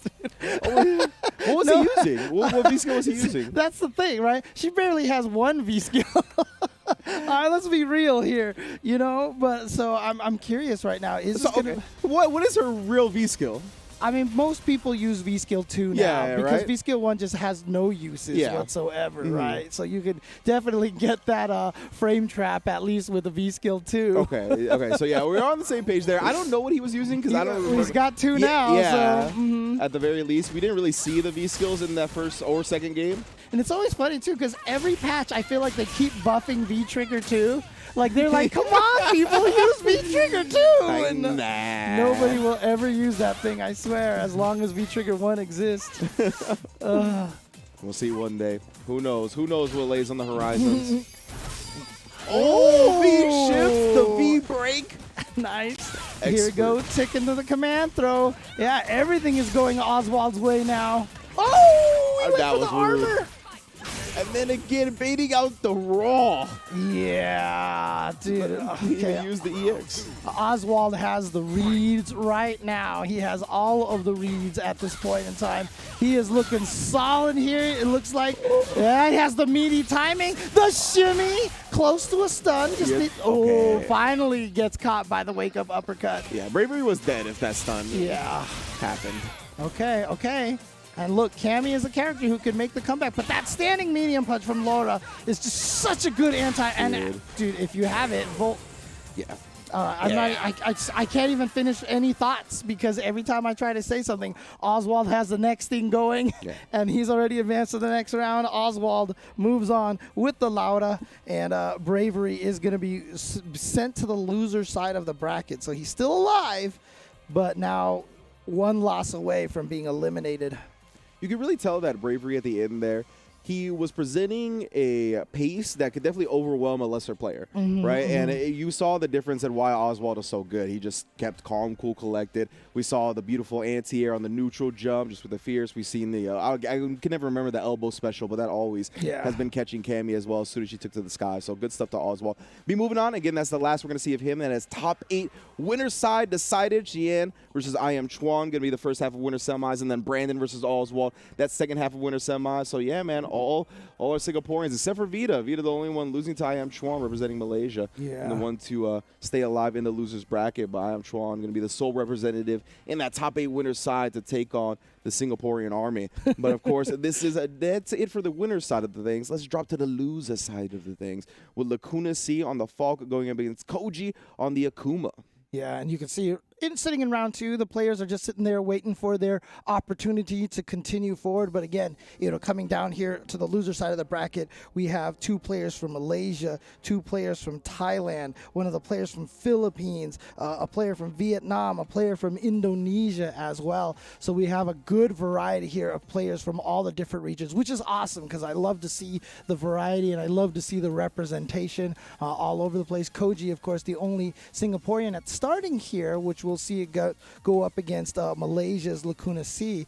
But if you look at this, I mean, like, they all have to go up against Singaporeans in the next round, except for Jinko Yuki. So it'd be interesting if Mind RPG won that one, because then it would actually be a Thailand mirror, unfortunately. But Lacuna C and Koji are going to start. Of course, this is not Koji KOG, which you're familiar from Japan, different Koji. But let's take a look at the quotes that they have for this coming up. Lacuna C with the Falk and Koji SG with an Akuma. Oh, actually, I lied. I was going to tell you earlier that they mixed us with the info, though. It's Vaye's fault, bro, because it said Goki and Akuma. That's why. Okay. I feel you. But Koji said, so many killers, but I will try my best. So, yeah, Koji, of course, recognizing the talent that's in this bracket, right? A bunch of heavy hitters. But you got to always do your best. You always got to focus on your game. So let's see what Lacuna C has to say on that Falk. Yep. It says, I'm a peaceful guy. It sounds like it's the start of a musical song. I'm a peaceful guy. That's why I'll show my opponent harmony. That's the name of Falk's weapon. Yo, this man has the lore on deck. Yo, He has the okay. lore on deck. I didn't know Falk's weapon had a name. It's Right? got magic properties, +3 staff and whatnot. Okay, Falk, I see Dude, I you. will show my opponent harmony. I almost thought he was a guild player, right? You know? Oh, true. But that's the name of Falk's weapon. All right, so Lacuna C with the lore going up against Koji. So yeah, so we had 15 characters between the 16 players there. There you go. But coming up next is going to be Falk versus Akuma. So that's going to be an interesting one. And of course, you know, anyone who's still sitting here with the delusion that Falk is not a strong character. I mean, we already had for Phil's qualify with that Falk. Dude, like I said, 16 out of 22 events, I believe. 16 different characters. It's the spread is amazing, and it's not who you would think it would be. You know, we've got a Falk, we've got an Ed in there, so it's just it's really cool, really awesome. So interesting to see how this match is going to go down. Yeah, I think in terms of balance right now, Street Fighter V is at a very strong place. We see the best players on these characters really showing out, and that's what we always want, right? The ideal bracket at the end of the day is the best player on that unique character. Right. So that's a lot of what we're getting today. See, I was right. It was 16 different characters because he's using Mecha Goki, Mecha Akuma. Exactly. So there you go. Yeah, completely different character than Akuma, than Goki, right? It's not just an aesthetic at all. I wish when he did Crouch Fierce, it would like shoot the rocket arm up, you know, like he did in MSH versus SF. And Lacuna C already utilizing this V skill a little bit from Falk. Trying to maintain that neutral control all the time. What the heck? I don't know what side that hit on. Don't ask me. It didn't even say cross up, but it looked like a cross up. I don't even know. Oh, trade. That's actually a good trade for Lacuna C and gets the meaty here and the opportunity to activate the V trigger. And this V trigger can be really scary. I mean, it has the shimmy built into it like that. And if you get hit by that, oh man, like Falk's got fancy combos for days off of that. Oh, I was about to say. Yeah. Could have kissed your life goodbye, but instead the fireball cutting her off. Going to spin that last bit of V-trigger. I love that, actually. The fireball to cover himself and then getting right back in with the EX Demon Flip, utilizing the palm to check Lacuna C. Very nice start from Koji. Yeah, Lacuna probably crouched because he thought that he was going to go for the throw. Yeah, something. So wanted to avoid the throw. That's the mix-up right there. Look at that. Did you see how long it took this round for anybody to even press a button? A lot of respect being shown. Oh, and then finally busting out with the EX, so no more respect there. Oh, man. That thing used to sit there for like 10 years. I think they sped that up. It's still there for a minute, yeah, though, I know. for sure. Like you're going to see right here, right? It is still quite a long time that it just lingers on the screen. All right, here we go. Gets the throw now. Nice backdash. Get away from that. The shotgun blast. Oh, it exploded right when Koji tried to get in there. But here we go. Oh. Yeah, sweep activation, but nothing afterwards. V reversal as soon as the air fireballs come out doesn't want to deal with the plus frames. Yeah. So I think what Lacuna C's thinking here is now I don't necessarily need the V trigger. I've got one hit in the super and I can take it. I don't even, maybe doesn't even need a super, but actually this is going to be big damage now for Koji. And just taking the throw for now. This fireball V reversal immediately. Again, yeah. But look at that. The life is all tied up at this point in time. Yeah, if Lacuna C can start trying to chip away, get his life down. He does have CA, but that seems like a long ways away at this point. Yeah. If he can get maybe 1 or 2 hits before Koji builds up any significant meter, Chip is going to become a threat. Yeah. And actually, he just tried to jump away, but the standing medium kick caught him before he could get airborne far enough. Yeah, it just looked like Koji didn't really expect the media to be there. Right. Like, it wouldn't have reached. I think that's what his thought process was. But nevertheless, Lacuna C is staying very solid. That medium kick definitely has a bit of a deceptive range. Koji trying to work his own stand medium kick now, trying to catch a button, but can't find anything. Yeah, and Lacuna C playing so patient right now, knowing he just he has the life lead. Even as small as a life lead, I mean, Falk is not a full screen zoner. She's kind of like a mid-screen zoner, but still, you take advantage of those life. Oh, no! Yeah. No, he drops the combo! That was a huge drop. Koji finally found the perfect read. Got a big jump in, but unfortunately couldn't complete it to its fullest extent. No super off of that yet. Lacuna C wants to make sure that super will kill. Nice V-shift to get out of that mix-up situation off of the V-trigger activation. Ooh. Okay, the jump in. Try to catch him with the shimmy on the landing, but not biting. Oh, too far away from the... Oh, tried to walk under this time. Finally got hit by the fireball. Here comes Koji's chance. Gets the throw. No. Oh, responds with the EX instead. No more critical art on deck, but does have the V-trigger ready to go as well. Yeah, Lacuna snipes him out. Oh, that should catch, yeah. Yeah, Akuma from long distance. What an answer from Koji right there. From downtown. That was so smart. I was thinking this whole time, too. I was like, man, I really want Koji to turn up the pace a little bit, right? Whether it be risking some of those EX demon flips when she's trying to set up the V-skill 2. But that is a supreme answer to her setting up the V-skill 2. Way to hold on to the meter for that moment. Yeah, you could. But that was one of those situations where, you know, as soon as that super activated, Lacuna C was like, the screen froze. It was like, and that was the moment he knew. He done messed up. Oh, man. Oh, okay. Trying to catch the extended hurt box, perhaps with that jump light punch. Yeah. Nice avoidance right here. And now Koji playing the life lead game now. And gets the jump in. Doesn't drop the combo this time. Yeah, he's really starting to find the rhythm of these jump-ins. Catching when Lacuna C is going to set up shop. Again, he has that bar for the EX Demon Flip if he really wants to force it, too. Oh, the range on that. Oh, try to anti-air. I think he tried to auto-correct anti-air. Actually did a little bit too early. Nice. And I really love Koji sitting on that EX bar until the Demon Flip was going to cross up and put him in the corner. That was so smart. And then just the back-to-back light kicks to set up the tick throw. Koji 1 round away from moving on to the losers. Yeah, Koji now looking like he has all the reads right now. And we're seeing right now a preview of the start of the Raging Demon, I think it was. So, here we go. Sengeki. That's right, which we knew all along, right? 100%. Absolutely. We were testing the chat. I'm a big Akuma fan, just like Rob TV. Ooh, gets the crush counter. And again, back to just kind of playing behind this V skill.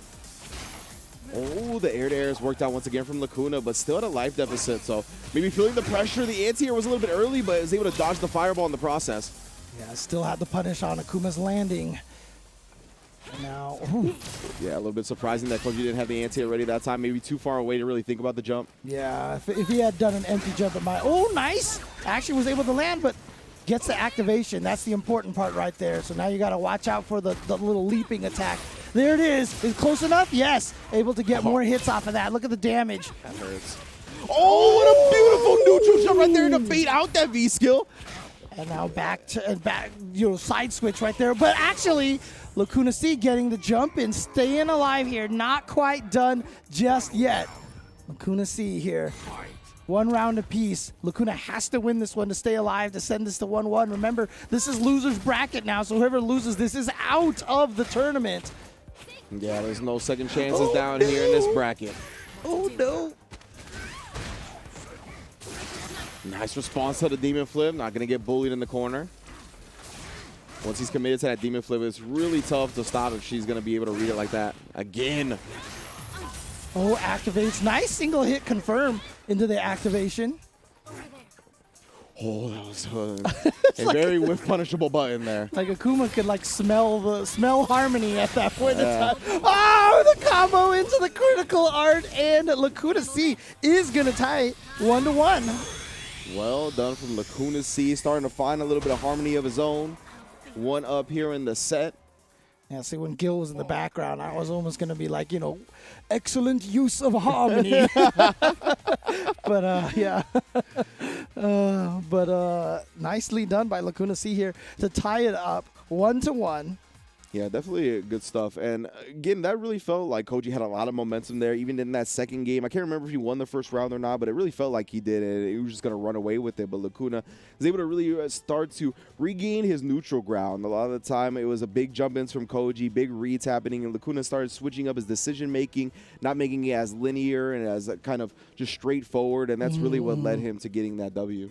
All right. But again, it seems like we are having a little bit of a maybe a lobby return here. But again, like at this point in time, it's probably just the players just trying to, think about things, right? I'd imagine so. Yeah, just trying to gather themselves at this point. Unless Koji has a surprise secondary character that we aren't aware of.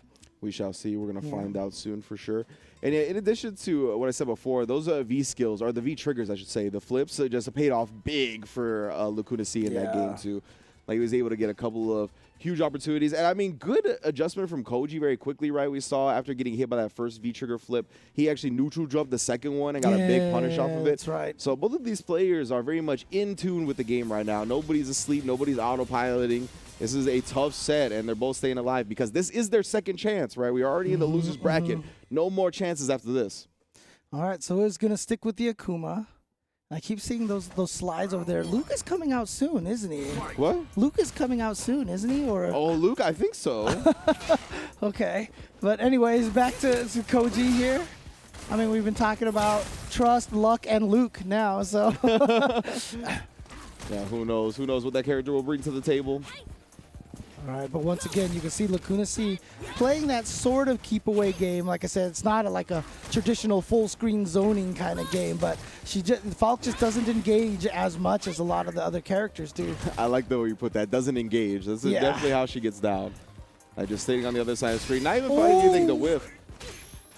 That red fireball, yeah, definitely picked the worst time possible to go with the V skill.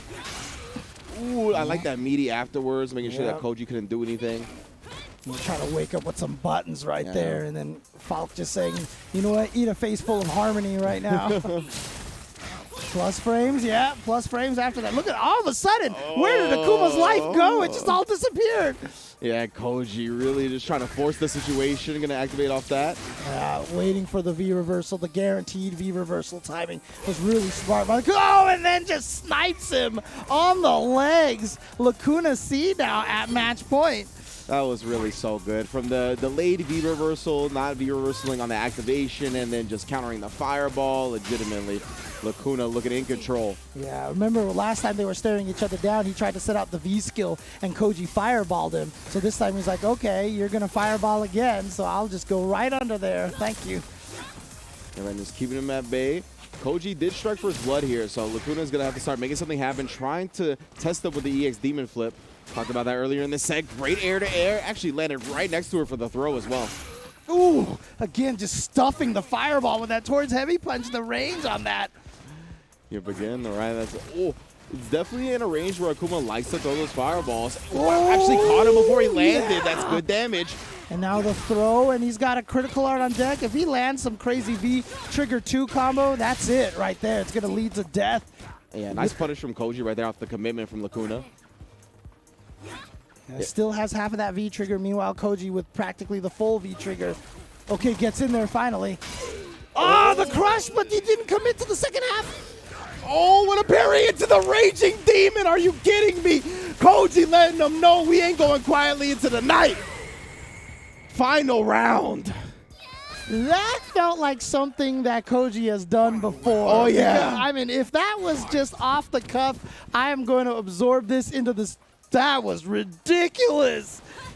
Man, it was looking like Lacuna C's game. Right? Now definitely back to even ground. The momentum evened out at the very least, if not in Koji's favor.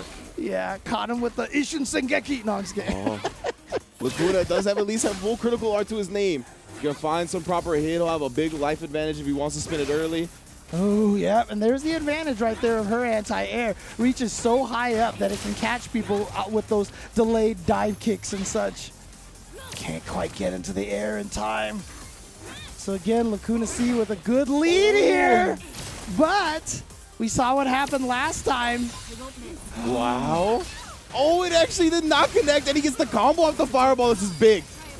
I would say that was an execution error, but you can't get those inputs mixed up. She doesn't have any motion inputs. Yeah, and then she actually runs to the fireball off the V-trigger activations. This is another big opportunity for Koji. Caught her flinching.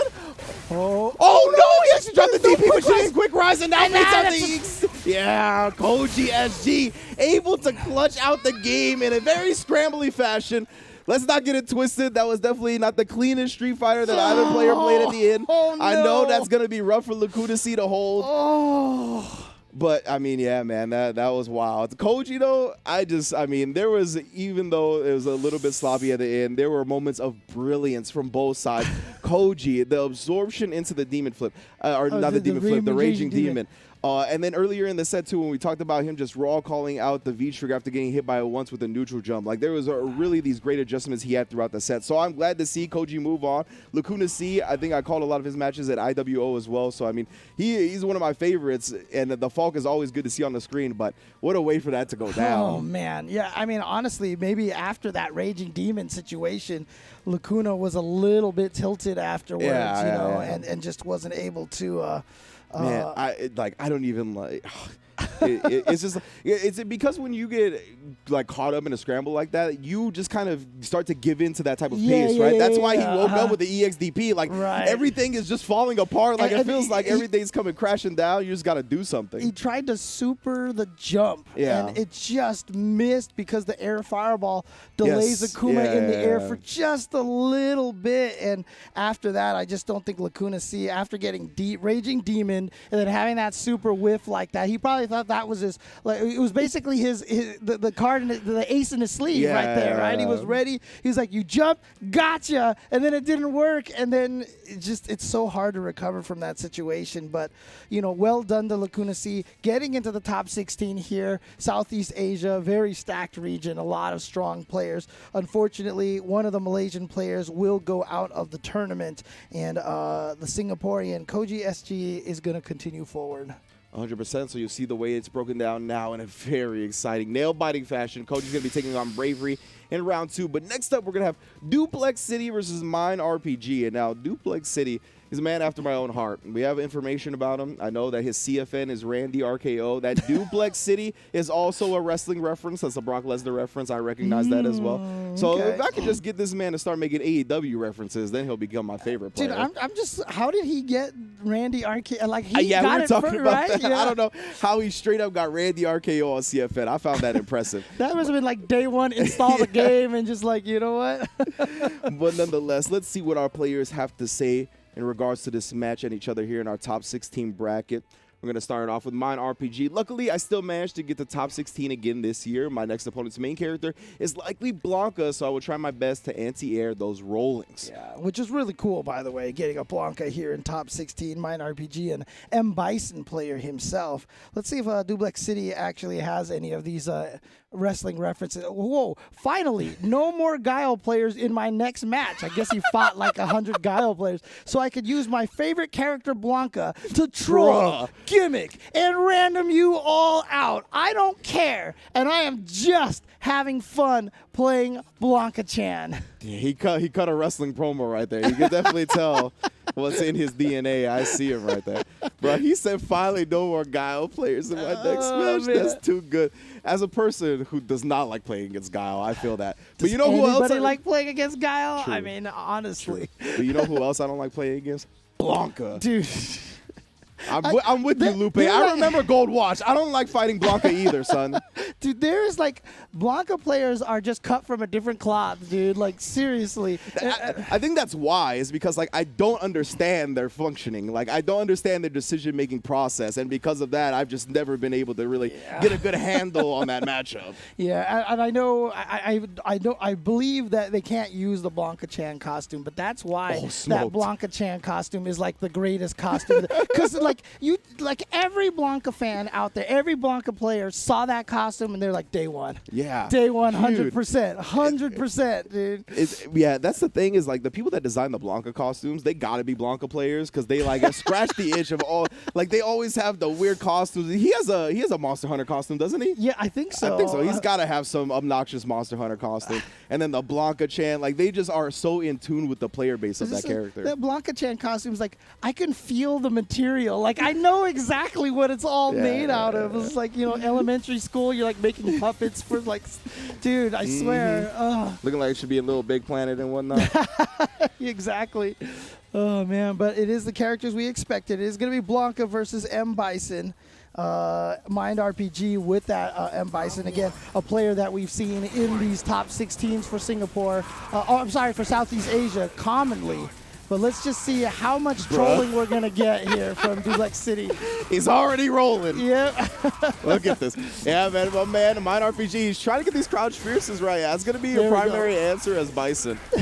Just all these different ranges that he can go. Nice whip punish. Yeah, and that crouch fierce, like, it is a commitment of a button. It is not, like, very quick. It doesn't recover very quick. So when you're committing to that, it could definitely open you up to getting punished afterwards. Oh, man. They see me rolling. Bruh. They hating. I definitely hate this character.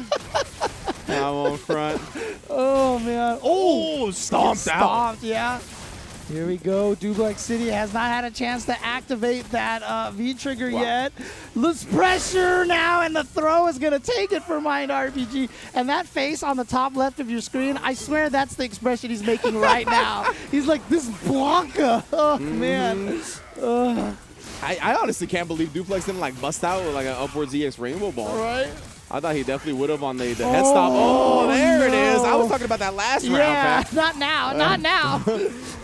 Yeah, now Mind RPG definitely looking for a great crouch fierce there as well. Oh, boy. What? That beat the Devil's I cannot believe that.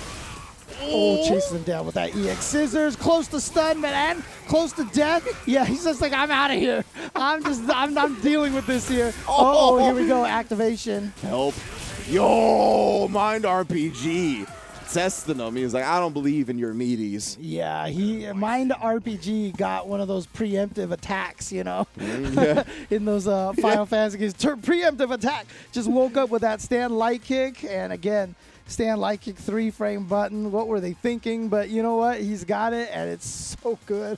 I remember, yeah, man. That was a season 1 or season 2 change. I remember in season 1 he had the 4-frame. In season 2 he got the 3, and that was just like, oh, everybody's gonna play Bison now. Dude, I said it before. I know people have heard me say it, but that in that season 2 patch, that standing light kick, I thought was the strongest buff, like in the entire patch, dude. I was like, you gave Bison a 3-frame button. What are you doing? And here, but he's got slower buttons that do a lot more damage too. Close to stun. Oh, and the EX Stomp, the Rainbow Ball going nowhere. Mind RPG looking real solid. Psycho Blast to end in. That take throw, put him on a Magic Pixel. What are you going to do with it? The trade is all he needs. 1 round away from going into round 2 of users. I mean, look, if Duplex City said he was just here to have a good time and troll, you know, it might be coming to an end soon. So he's even, dude, he has tried so many things to counter that Rainbow Ball, and like, oh no. Yeah, the back throw, he's going to try to cut off the screen. It actually just fakes him out with the Psycho Axe. He didn't have any meter to do an EX reversal, though. All right, comes in there. Yep. Now gets him with a pseudo shimmy on that neutral jump. Nice challenge.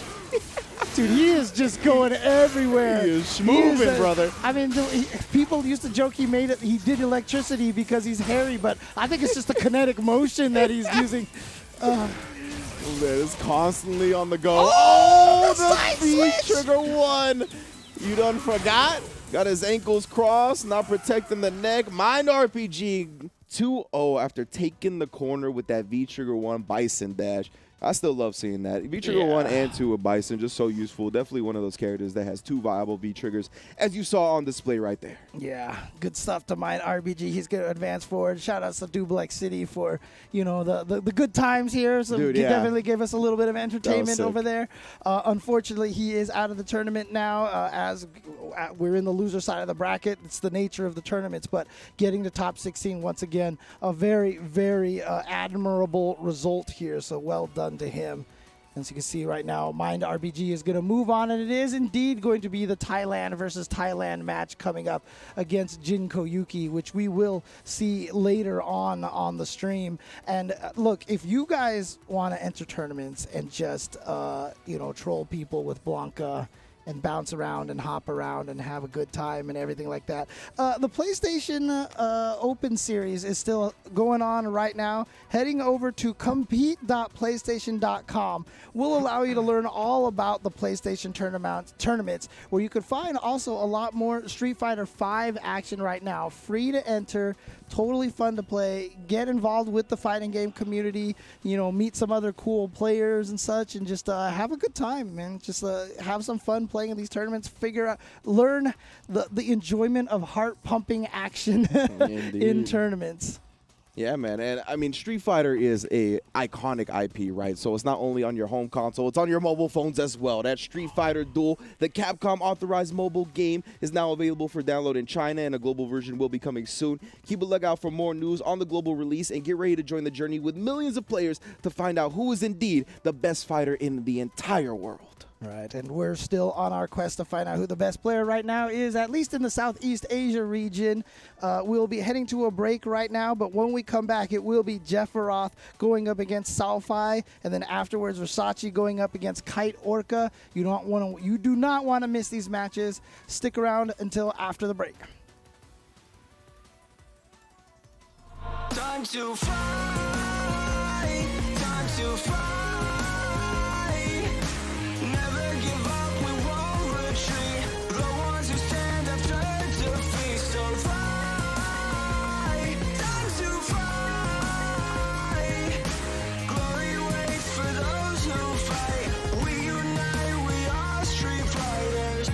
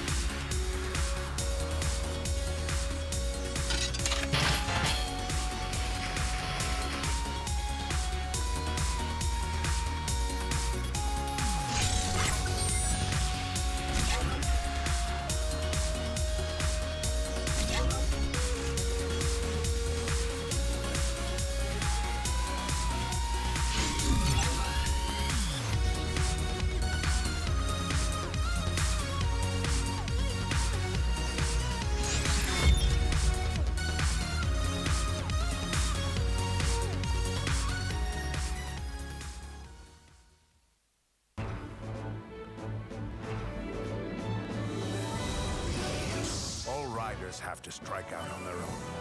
Let's do this.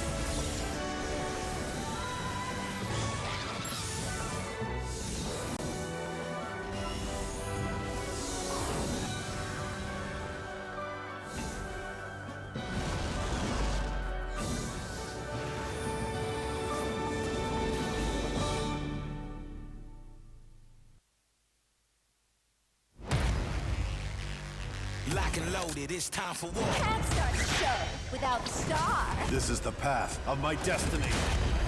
Come on, let's turn up the heat. About time to finish this.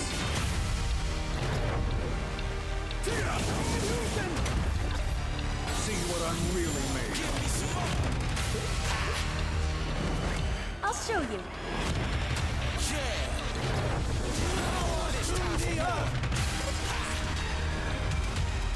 How do you like this? It's time for war.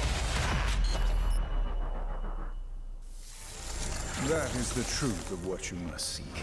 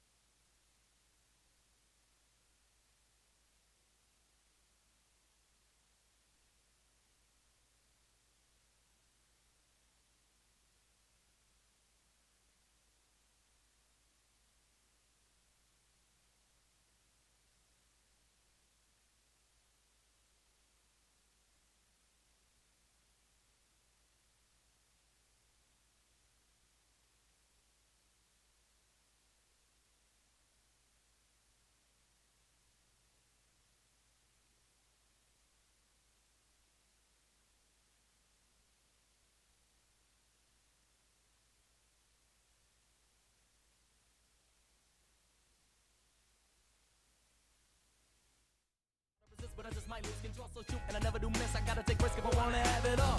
So let go of the poison, the venom. I'm sending. The voices are spinning with the visions all written. Got the pictures of my prophecy. Develop my philosophy. Woke up in the morning, told the world to get back off of me.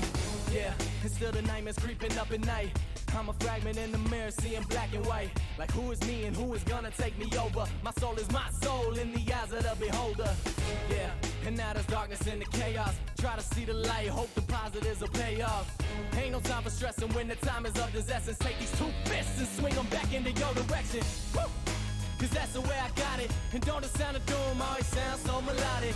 Looking to the future, know the end is coming near. Even though I'm standing tall in the face of all this fear. Clear, busy serving life like a sentence. Gotta stay strong, that's the reason I'm so vicious. A barking dog, take it all, never fall. You ringing for the champ, and I'm the one who get the call. So let me tell you a little something about this life. You can commit to the game and you can commit to fight. But the thing is that with every passing of the night, nobody actually makes it out of this world alive. So what you gotta do is put your powers to the test.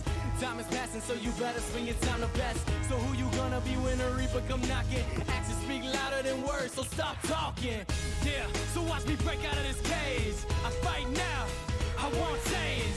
Yeah, and it's the passing of the days. So get back and just get up out my way. Yeah, so watch me break out of this cage. I fight now, I won't change. Yeah, and it's the passing of the days. So get back and just get up out my way. Woo!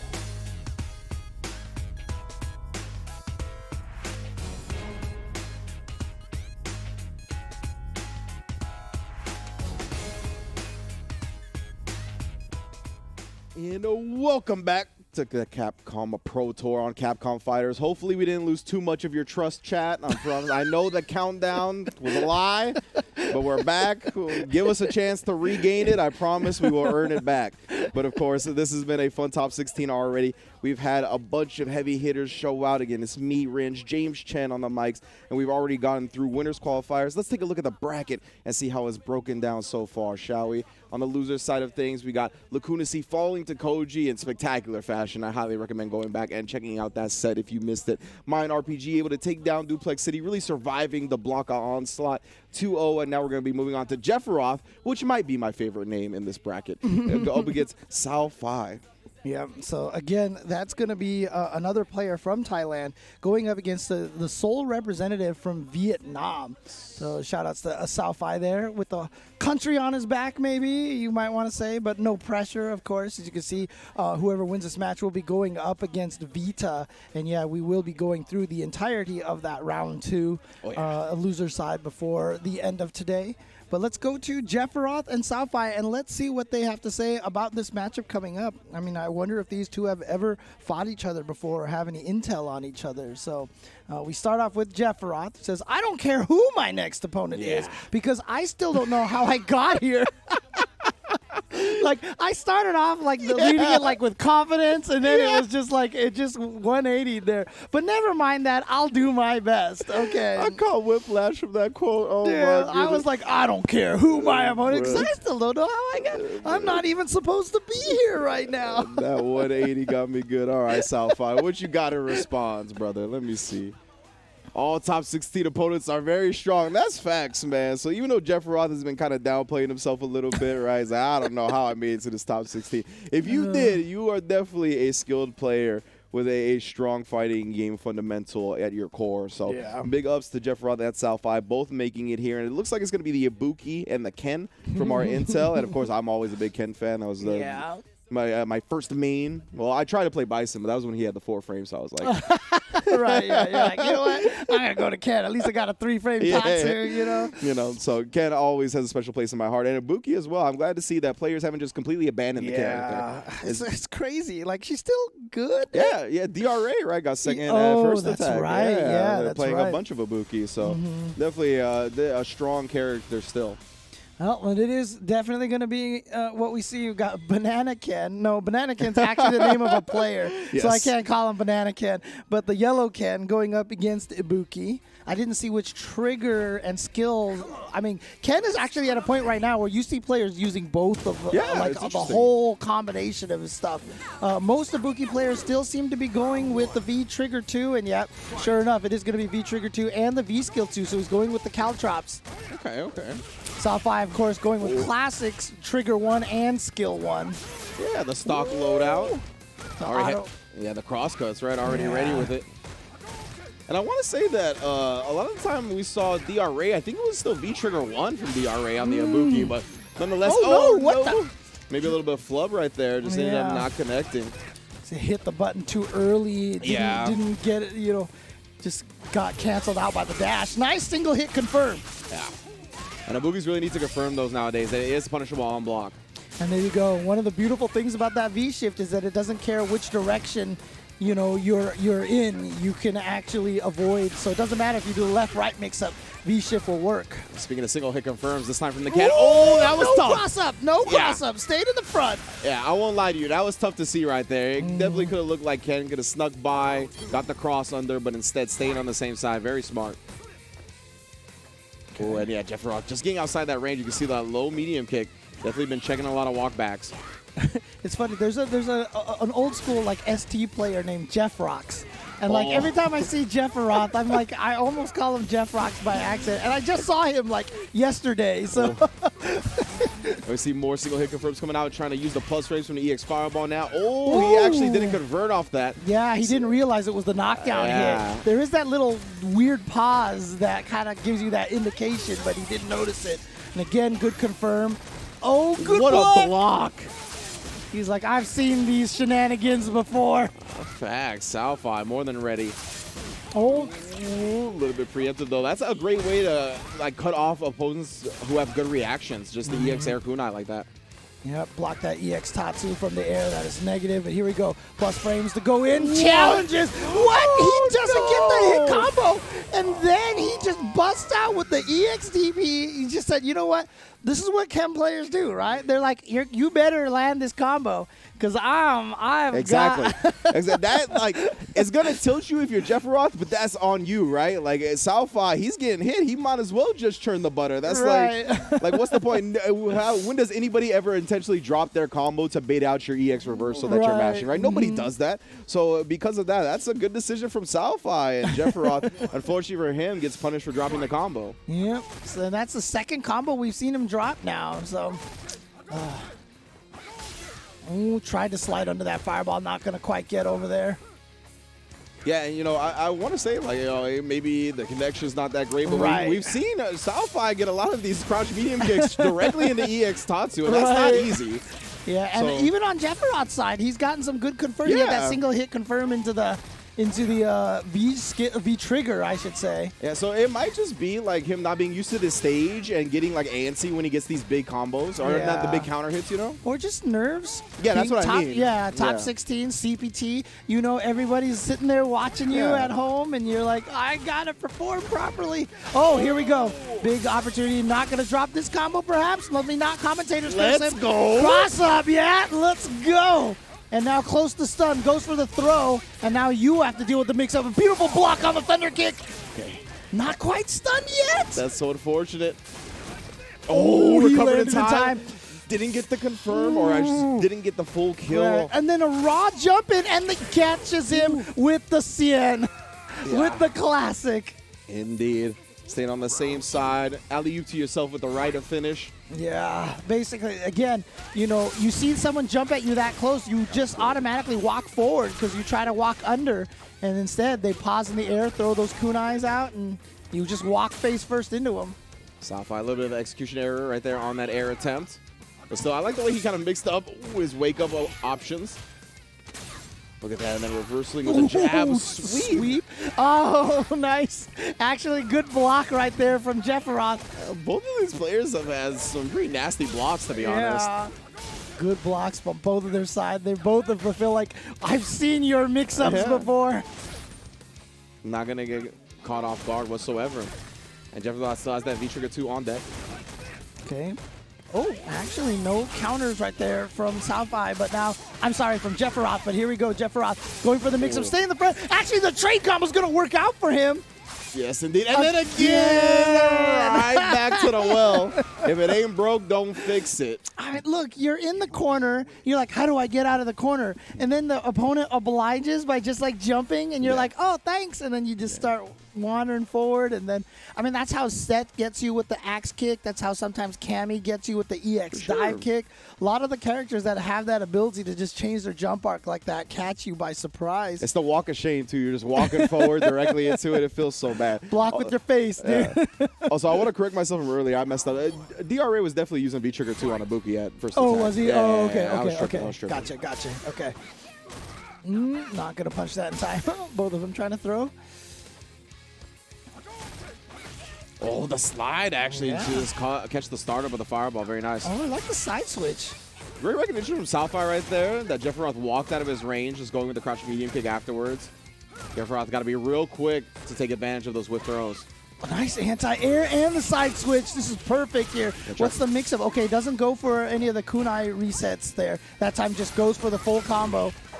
Oh, gets the cow drops out of there. Oh, wow, yeah, it actually kind of destroyed that V-reversal. Oh, no, and then the back throw just puts him into the corner, so Jefferoth now needs to fight out of this corner. Wow, just the heavy kick interrupt. He's had a couple of clutch, like, heavy kick reversals, like, where he's hard called out, like, these pressure sequences and where the gaps are. It's been real sick.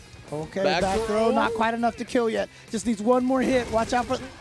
Oh, he tried to chip, 100%. He was trying to super, and the super didn't come out. And Jefferoth, to be fair, did have V-meter. Could have V-reversaled it. Right. But, yeah, that's tough. At least he has the full CA on deck here. Oh, that's a rough one right there. Now Jefferoth at match point. Yeah, I don't remember, like, which hits are cancelable, if it's, like, all hits or if it's, to be honest. Like, I'm sure some of the Ken players out there could let us know, like, you know, why that didn't get canceled or who was just an execution error. Could have been. Yeah, who knows? He might have just wanted a H fireball and he ended up getting goopy.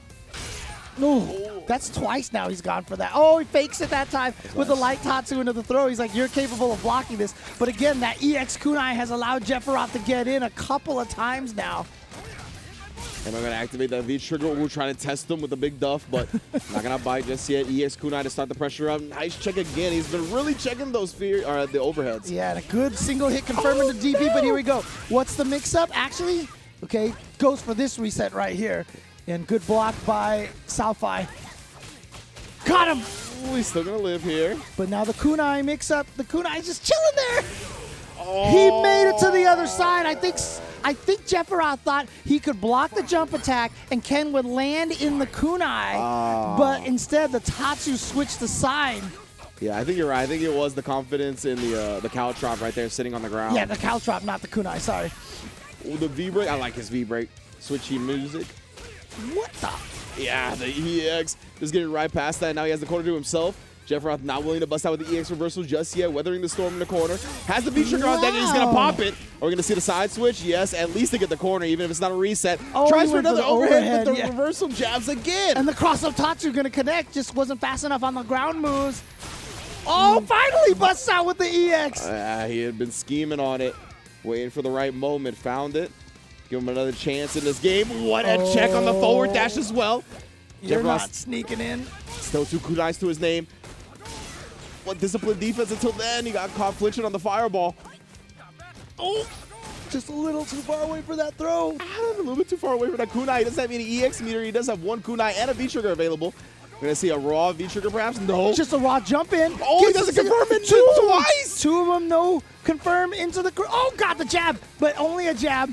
Dude, it's coming down to the one, literally pixels. And he's going to try and hit the... Oh, yeah, you do not have the life to survive that trade. Oh, my God. And Southby going to be moving on to losers round 2 of our top 16 because of that. I mean, it's just heartbreaking to see because Jefferoth had 2 crouch medium kicks that could have gone into V-trigger, man. And those were game. Oh, that was definitely a heartbreaker. Dude, as soon as he activated that V-trigger right there, like, we should have just, like, froze and be like, tune in next time to find out, you know, like, oh, man. Yeah, facts. But, Jefferoth, unfortunately, going to go down, and that means that Salfi is going to continue his representation for Vietnam. Yeah. Nicely done, and again, Jefferoth, and I mean that was probably, that is undoubtedly the closest match that we've had. Yeah. So good stuff to both of the players there. Either of them could have been the one going to advance up against Vita, but it is going to be Salfi. Yeah, exactly. That was one of those definitely where it was any given Sunday, both players could have won. Like if you're Jeff Roth, you shouldn't feel bad about that loss. It was definitely within your grasp, right?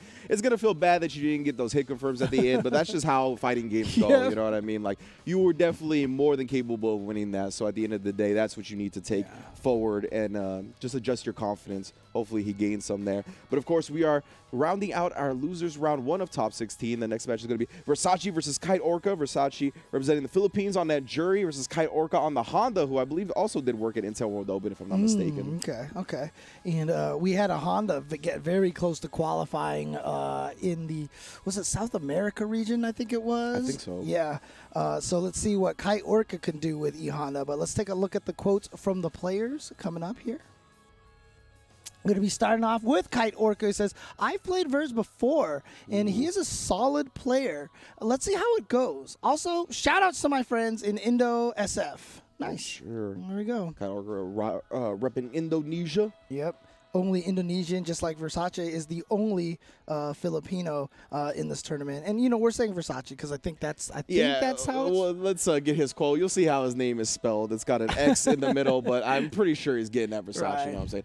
One of the matchups I have never practiced. Well, he said he played you before, but I guess you didn't practice the matchup. Y'all just play, you know what I'm saying? That's definitely one of the things that could be the difference. Dude, he's RGE. Is he sponsored by you, Ringe? Oh, is this Ringe Versace? Is that what it is? I like my luxury brands, but I'm not quite into the state where I can afford to sponsor some players yet. Fair enough. I do believe we do have the sponsor, though, if you want to know. I'm going to get it right now. I believe it is Ranger Gaming Esports. Ah, gotcha. Okay. So, see, it's close. It could be Ranger Gaming. Ringe Gaming Esports coming soon. You know what I'm saying? Exactly. Oh, man. But here we go. Versace going up against Kite Orca. Jury versus Honda. Not a matchup that I think anybody was expecting to see at CBT Top 8. It's like, we can do that whole thing. It was like, tell me what you know about this matchup, Ringe. I subscribe. Because I don't know anything about this matchup. Yeah, I subscribe to the theory that the viewers can smell the BS, So I'm not gonna front like I've seen this matchup before. Exactly. In my experiences of watching Jury versus Honda, but again, Honda can be one of those tough characters, and he is one of those characters that you do have to lab against because you have to practice and learn to recognize the different hands and what the frame data on all that is. Exactly. He's very much a knowledge check character. He's got a lot of ways to steal turns, and if you're not aware of which hands are coming out, which command normal that is, you can definitely get bullied a lot of the time. Ooh, the spacing at which he's left to. Wow. They met in the air, dude. That was like... Yeah, the pinwheel. Oh, again, just the pork chop out there, taking him out of the air. It's probably my favorite anti-air in the game. Raw headbutt, allergic to rubber. Just do it right there. And again, Honda's going to absolutely do that because those headbutts, the recoil on the headbutts always put him at a really awkward distance. Exactly. But it's the distance that Honda wants to be in. So that's why those headbutts are so annoying to deal with. Oh, man, he's moving on that forward dash, too. He'd be grooving. Oh, but yeah, nice. The heavy one is that. Definitely punishable, yeah. Actually, I don't even know if that was the heavy one. It's hard to recognize, man. I think it was the medium one. You see the hands? And yeah, the way the spacing it leaves after his hands, it's so tough for the opponent. EX Ochio, what's next? Just car canceling it? Yeah, it's just literally you get that car cancel and like that little flash of the kick locks you into place out of fear, and then he comes in with the hand slap. And again, the light and the medium hand slaps, those are plus on block. It's the heavy hand slap that's negative, but the heavy hand slap has that weird delayed startup that if you block something and then he does that, you whiff a button and then it whiff punishes you. Dude, you gotta know the whole way that Honda plays. It's really, if you don't have a lot of experience against that character, you are gonna have a lot of trouble fighting him. Yeah, that's one of the first interactions we saw in this matchup was Kai Orca putting the hands on Versace, and then he tried to press a button, but he wasn't really familiar with how far away Honda was left, and we saw an immediate whiff punish because that's what Kai Orca was looking for. So Versace was like, all right, we're going to go back to the character select, maybe look up some frame data during this, try, because he said self-admittedly never practiced this matchup. Yep. So it's definitely looking like that, just kind of being ran over by that Kai Orca Honda, who I've said has done work in past tournaments before. Yeah. So this is not a person to sleep on whatsoever. Yeah, it's a character that can catch you off guard very, very easily. So okay, switching to I guess Piano 3 version of Jury. That's what I always call that. Nobody remembers that game, dude. Old Capcom game on the GameCube, man. Yeah, definitely no idea. Mecha Jury here. Okay. Take it to the Halloween stage. Oh, nice way to just get back up out of the headbutt range. But again, Kai Orca has really prioritized staying in the grill of Versace. Ooh, I like that air-to-air. And also going with V-Skill 2. He was V-Skill 1 last time, right? I believe so. Okay, good backdash so we can get the whiff punish on the whiff headbutt. Stops the EX. I'm not sure which EX that was going for, but again, the raw headbutt finding its way in. I feel like Versace didn't even store anything in that first game. I was like, he's finally getting to play now. Yeah. That V-Skill 1's got the Feng Shui engine activated, but see, that's a heavy hands. You have to recognize the heavy hands and know it's your turn afterwards. Yeah, but he's just not recognizing it. Nah, it's one way to take advantage of it, though. Yeah. EX, just a bust out. Yeah, he still has the Feng Shui engine going right now. Still has it. Yep, that's going to use that to get in. Gets the overhead. Not going to get much off of that. Wow, just do it. Why not? That move is like +5. We have the EX bust slam all day, every day, but staying alive, the tanky boy. Tries to catch him walking backwards, but Kai Orca says, I'm not going anywhere. Oh, the backdash at the worst possible moment. Heartbreaker for Versace. Just did it. He's like, I'm going to V-trigger headbutt. And there we go. All right. Ooh, okay, wow. Crush counter. Yeah, that looked like a low crush, that crush medium punch. That was weird. Yeah, again, just one of those do it moves. Chases down. He knew he was going to wake up with a backdash. Yeah. That was beautiful. Hard call out on that. I like him not getting antsy after getting clipped by the overhead. All right. Yeah, again. So, yeah, he just can't figure out which hands he's dealing with here. Like, I thought that was heavy, but that might have been medium, actually. It's just got to count the number. Oh, damn. Dude, Kai Orca running right through Versace. And, yeah, I mean, as he mentioned, didn't have a lot of prepare for that fight there. Definitely got caught off guard by a lot of the Honda shenanigans over there. So, unfortunately, your sponsored player is out of this tournament here, Ringe. So, yeah, it'd be like that. So we'll have to get him a Honda training partner. That's priority number one there. No, honestly, though, shout-outs to Versace sponsor, the Team RGEs. It's very cool to have these teams out here supporting their players like that. So, obviously, shout-outs to a lot of these guys who enable the players to have the ability to practice and do some cool stuff. Yeah, man, remember, we recognized that Versace said he didn't practice the matchup. Kai Orca said he's played Versace before. So, right. Man, he kept in mind the jury and just seemed to have a better handle on the matchup. So, yeah, hopefully we see Versace the next time around. But that will be it for his tournament life today. Let's take a look at how the top 16 bracket has gone so far, shall we? You can see round 2 is there waiting and just for your viewing pleasure, Bravery versus Koji to start off. Jinko Yuki versus Mine RPG, Vita and Salfi, and then ending it off with Angry Egg Tart and Kite Orca. My man, poor Angry Egg Tart. I always feel bad for the person that loses the first game of the day because they don't get to play till the very end. They gotta wait. First and last. But Bravery and Koji SG is going to be coming up again. Country kill, I guess you can call it there. It's going to be Singapore versus Singapore here. As you can see, 4 of the Singapore players, 4 of the 7 here in the loser side of the bracket. On the winner side, we already have Cien, Brandon, and Oswald from Singapore. And, of course, I am Chuan from Malaysia rounding out that top 4. But we're going to get into Bravery, Koji SG. No more quotes at this point in time. Let's just go straight to the match. And it is going. Oh, a Sagat. I was definitely going to be like, so we got the pixie battle between Akuma and Cammy, but no. This man is much beefier than any of the pixies in this game. Sagat in the building here. Dang. Okay. I can't wait to see this. I mean, I love watching this character, so I want to see what he brings to the table. Specifically, we'll see perhaps why he picked it for this Akuma. Dude, it's so weird because I remember in Vanilla Street Fighter 4, we all hated Sagat because he was so good and like, but like somehow in this game he's hype, dude. Like I get so hyped watching Sagat play in this game. Bro, that's how I knew I was always a tier enthusiast, because even when I didn't know nothing about fighting games, I still picked Sagat in SF4. So I was like, I'm definitely a tier enthusiast. Oh, man. I could tell who was good. Could feel it in your bones, basically. Oh, man. Right now here, Bravery doing a good job so far. Oh, busting out with the EX Tiger uppercut. Yeah, you can see he's always prioritizing getting that Tiger uppercut in hands, too. Oh, I thought he was going to bust it out again. But he's going with V-Trigger 2, interestingly enough. So he's got to, Koji's got to watch out for potential armor here. Oh, punished a little bit bad range on that Tiger knee. Yeah, definitely. It was a funky decision to commit to. Oh, no whip, but no punish. Doesn't matter, though. Koji finally gets the life lead with that throw. Gets the DP.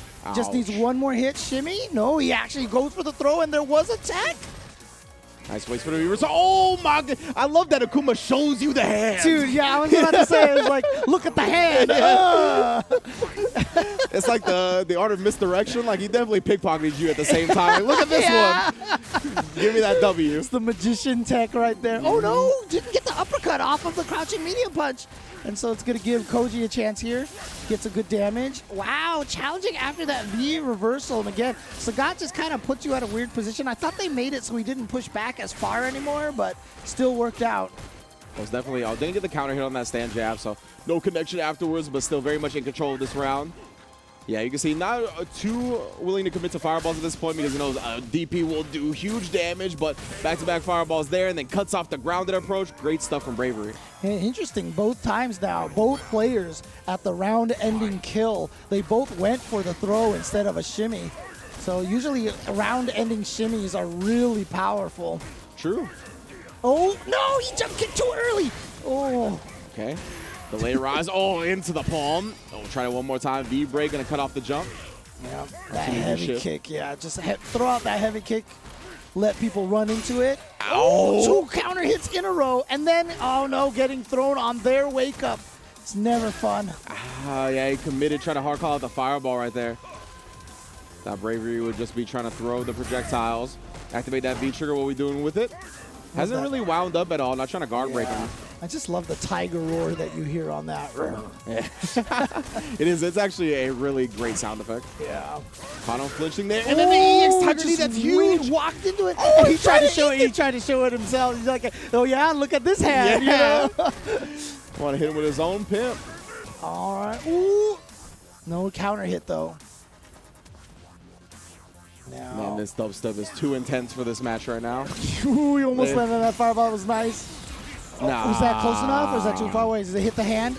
Okay, yeah, I was going to say. Oh, but no punish. Yeah, it's going to be tough to punch from that range. Holy smokes, the Tiger uppercut was still ready, still lying in wait. Great stuff from Bravery right there. Yeah, I'm trying to think of what Sagat could have done, because he was already in the middle of the fireball animation, right? I think so, yeah. Maybe if you're just like sitting there, perhaps you could respond with a fireball that's quick enough.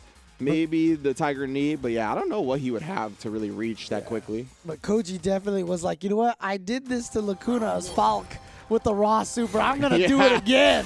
I'm gonna do this. Is gonna be my specialty.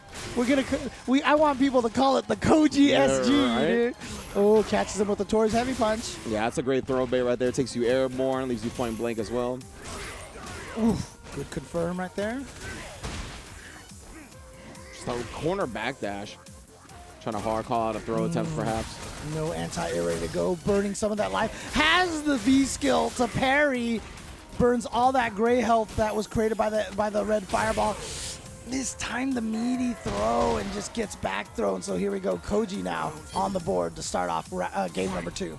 Parrying V reversals will remain forever hype. Yeah. So good. Yeah, for sure. It's just the call out. And you're just like, you know, feel yourself. 100%. And it's something that just still does not happen very often, right? I mean, it can. Not a lot of characters have the ability to do so. Right. Okay, look at this. Koji coming in and baits out the wake up V shift. Oh, was he testing the down? Was he testing the down, dude? My man is sending messages.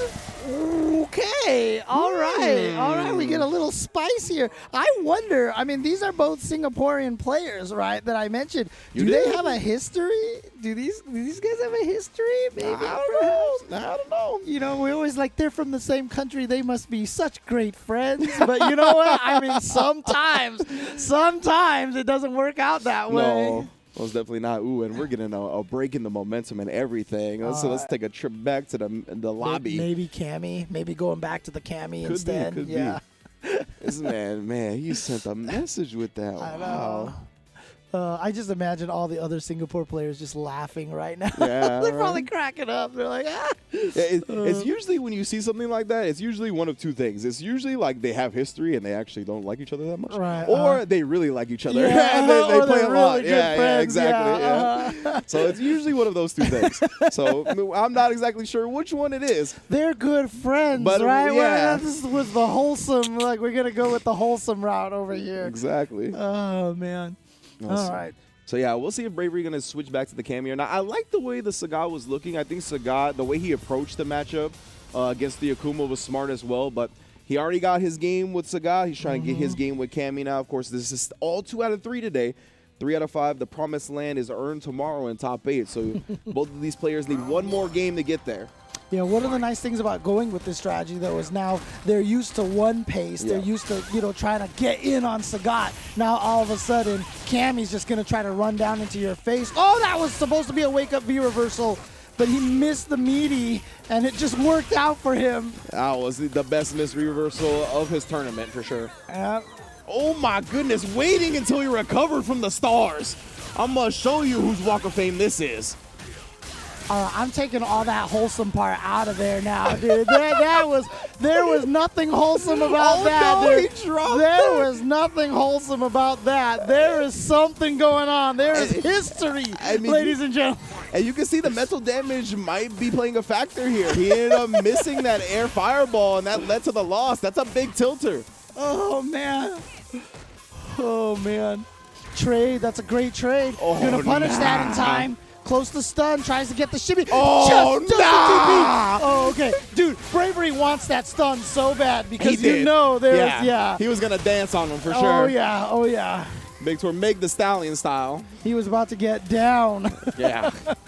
Oh, man. Okay. Plus, yep. So back throw, gets the hit.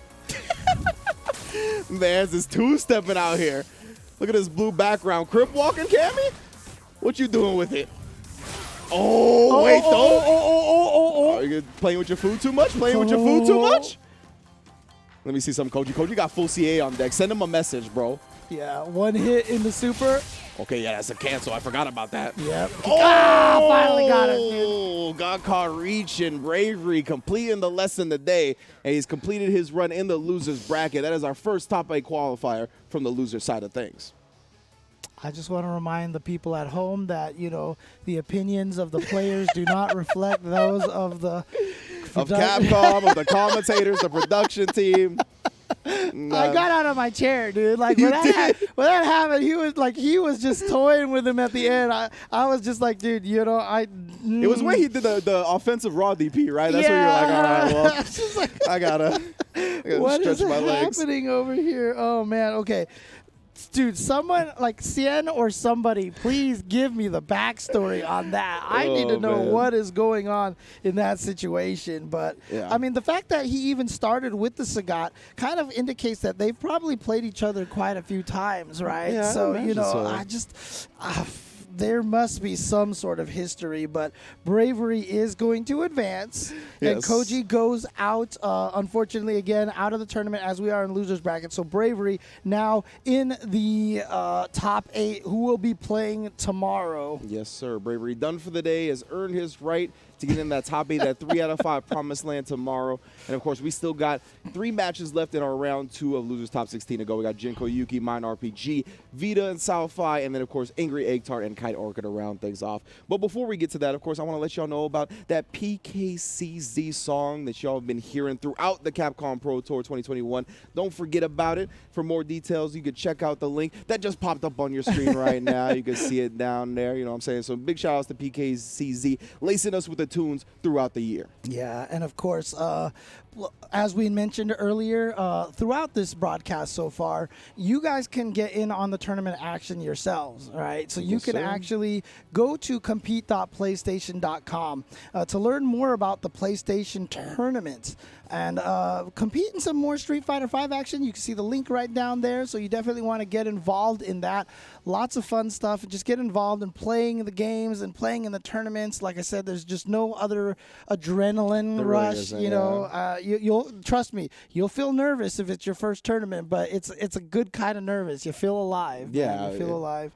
And you got to use those nerves to your advantage, of course. But, you know, if you've been watching a lot of Street Fighter lately, you know that the DJ hours have been prominent, you know what I'm saying? Especially for that Street Fighter League. Of course, we have Street Fighter League Season 4 every Thursday at 4 p.m. Pacific time.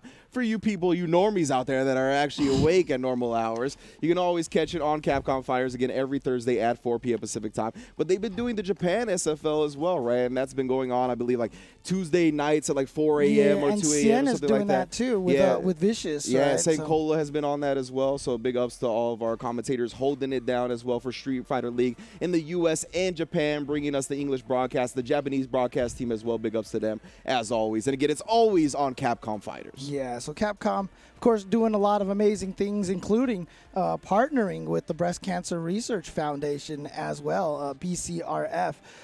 They're doing so to raise critical funds for life-saving research, also bring awareness to this cause over here. You can, as we mentioned earlier, you can help by purchasing these costumes that you see on the screen, specially designed for this effort here. So grab these costumes, and if you want to donate through other means as well, you can donate directly through Tiltify. Check out capcom.us/BCRF for all the details on how you can help and find out some more information about the efforts here. And let's all join together to help keep the research going now to save lives tomorrow and for, you know, years to come. Yeah, and big ups to all the streamers that were a part of this event, right? Raising money, right? I saw Punk doing it, Jake Ryan, all kinds of Brian people. F. I saw. We're out here raising money for the Breast Cancer Research Foundation. So big ups to everybody that's been a part of that, of course. And here at Capcom Fighters, we have not quite concluded our top 16 yet. We still got 3 matches to go. And we're going to get to those 3 matches after a quick break, so do not go anywhere. And find out who will join us in top 8. Time to fly, time to fly. Never give up, we won't retreat. The ones who stand up turn to feast. So fly, time to fly. Glory waits for those who fight. We unite, we are Street Fighters.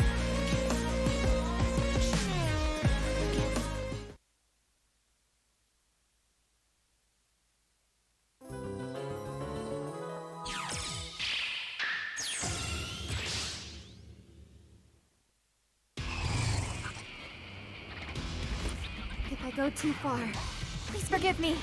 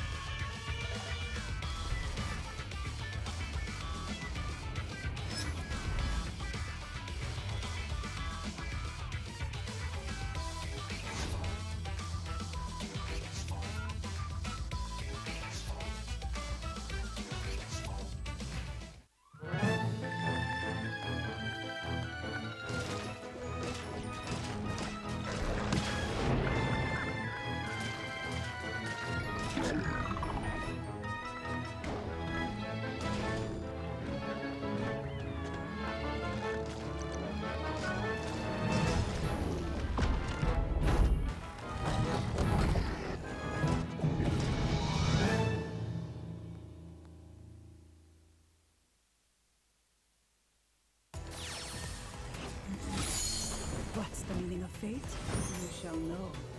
Was that a shot? Sword fire! Punishment! Was that a shot? Can you keep up? Sword fire! Sword fire is the end for you. It's your destiny. Soul power's nature. Fate or a spot!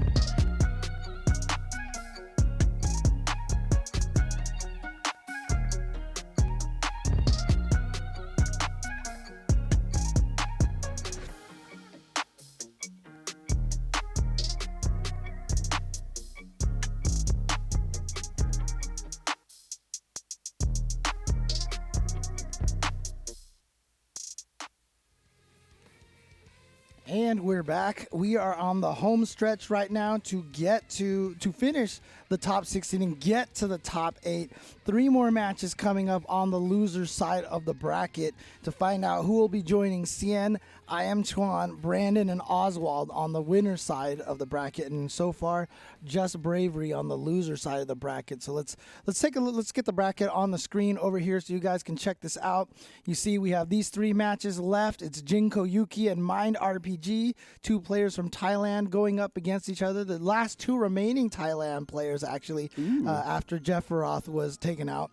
Vita Sao Fai going up against each other, and then Angry Egg Tart and Kite Orca facing off to close out the day. Indeed, indeed. So, I mean, this is kind of bittersweet, right? Because there's 2 of the players from Thailand facing off against each other. But at least one makes it to top 8. So right, you got some representation in there. But yeah, definitely going to be a little bit of a heartbreaker. Mind RPG on the Bison. Jinko Yuki we saw take on Brandon in the winner side of things in our first round of top 8 on the Urian. So this is definitely, I feel like, a matchup that we've seen a decent amount. Yeah, I mean, again, I'm sure both of these players would be so happy to see the other person make it, because clearly when you're both from the same country, you guys are supporting each other and you won't ever do anything. So I don't know if you got the intel, but Mother Base did give us an answer. Oh, really? Yes, I didn't see it. So Zien was in the chat, and he did answer your question. Apparently, my man Bravery is just a showman. There is no history between the 2 players. My man just likes to put on a show. He's an entertainer. I believe those were the exact words that Zien used.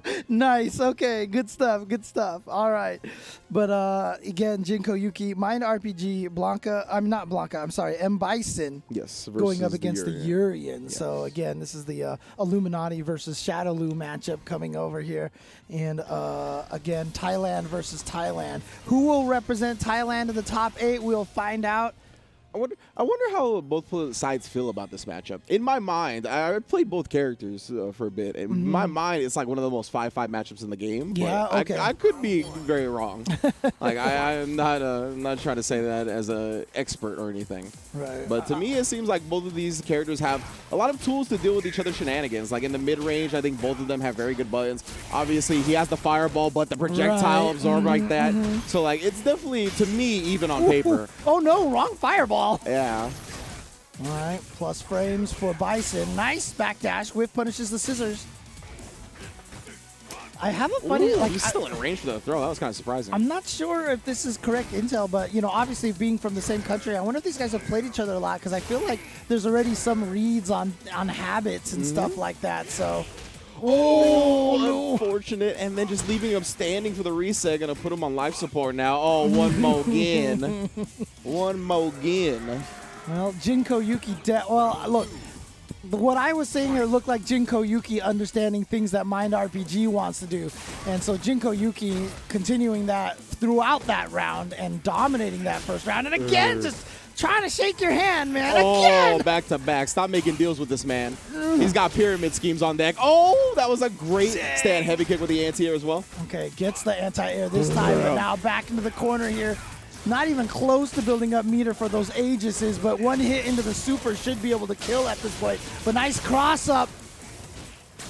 Okay, nice tech throw. I'm so surprised Jinko Yuki's still ready for that. He's been so adamant about the throws after that crouch light kick continuously. What a jump back jab, though, to combat the EX knees and then punishing him for loading up that fireball. Dude, he got across the screen so fast.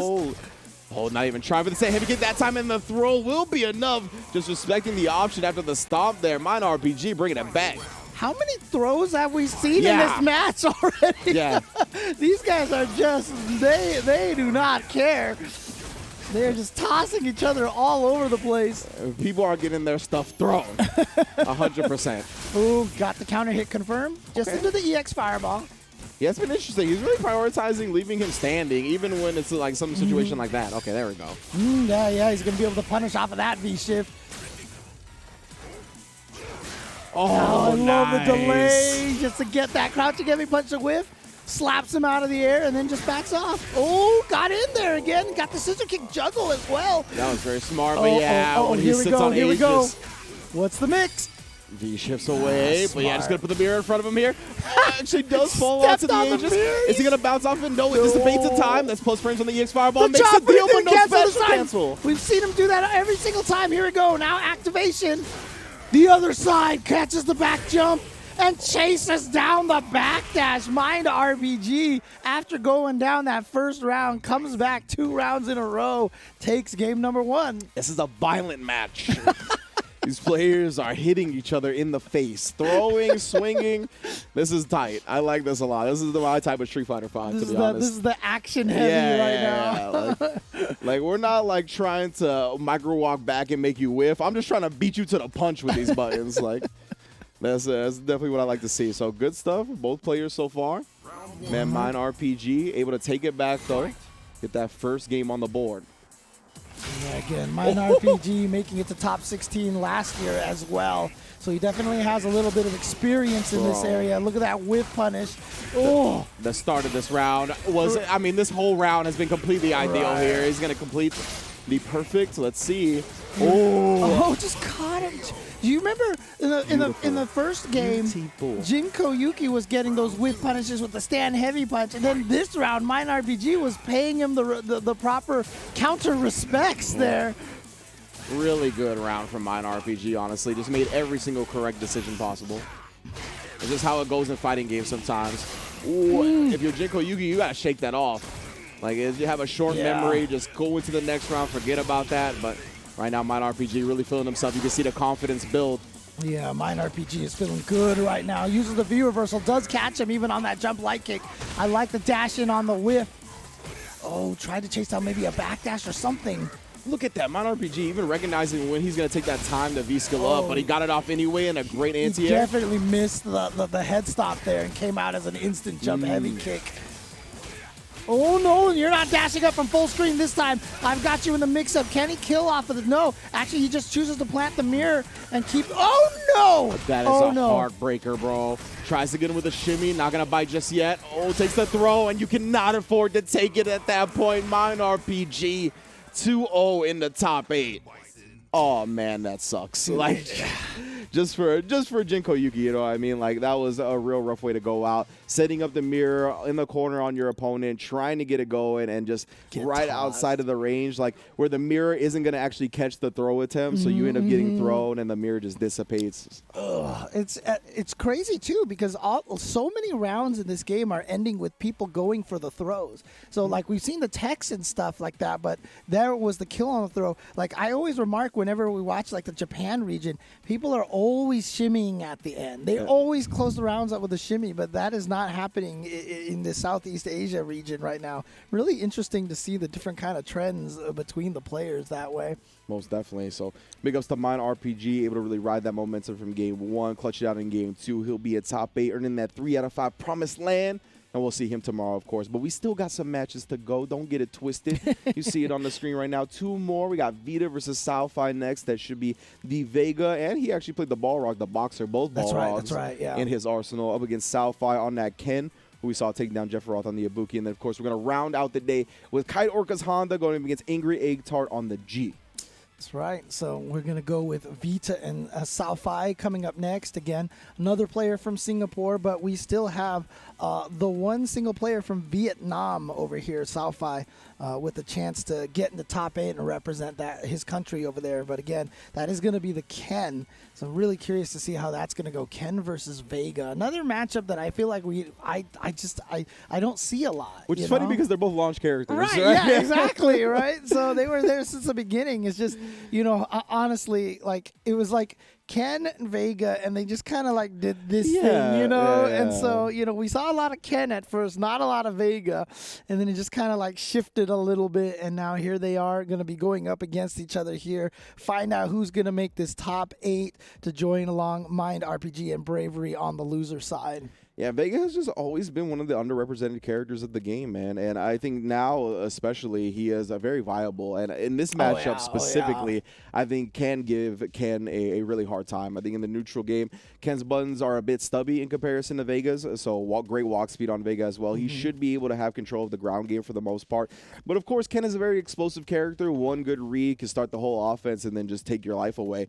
So it's gonna be fun to watch in the neutral. Yeah, and I talked about it earlier, how Ken has the ability to just kind of use whichever trigger skills is useful. I wonder if he's gonna go with V trigger too, just to like snipe him out of the air and such. Like if he tries to go off the wall or something, you might even be able just to kind of clip him there. But one of those situations that if you pick that V trigger might force Vita to play a little bit more grounded, but then again, V-Trigger 1 makes it so that you can rush him down better. And again, Vega not the character with the best escape options, right? Even with the V reversal, isn't a hitting V reversal, just a backwards escape. But if you're in the corner, it doesn't go anywhere. Yeah. So, Vega can definitely get rushed down pretty badly as well.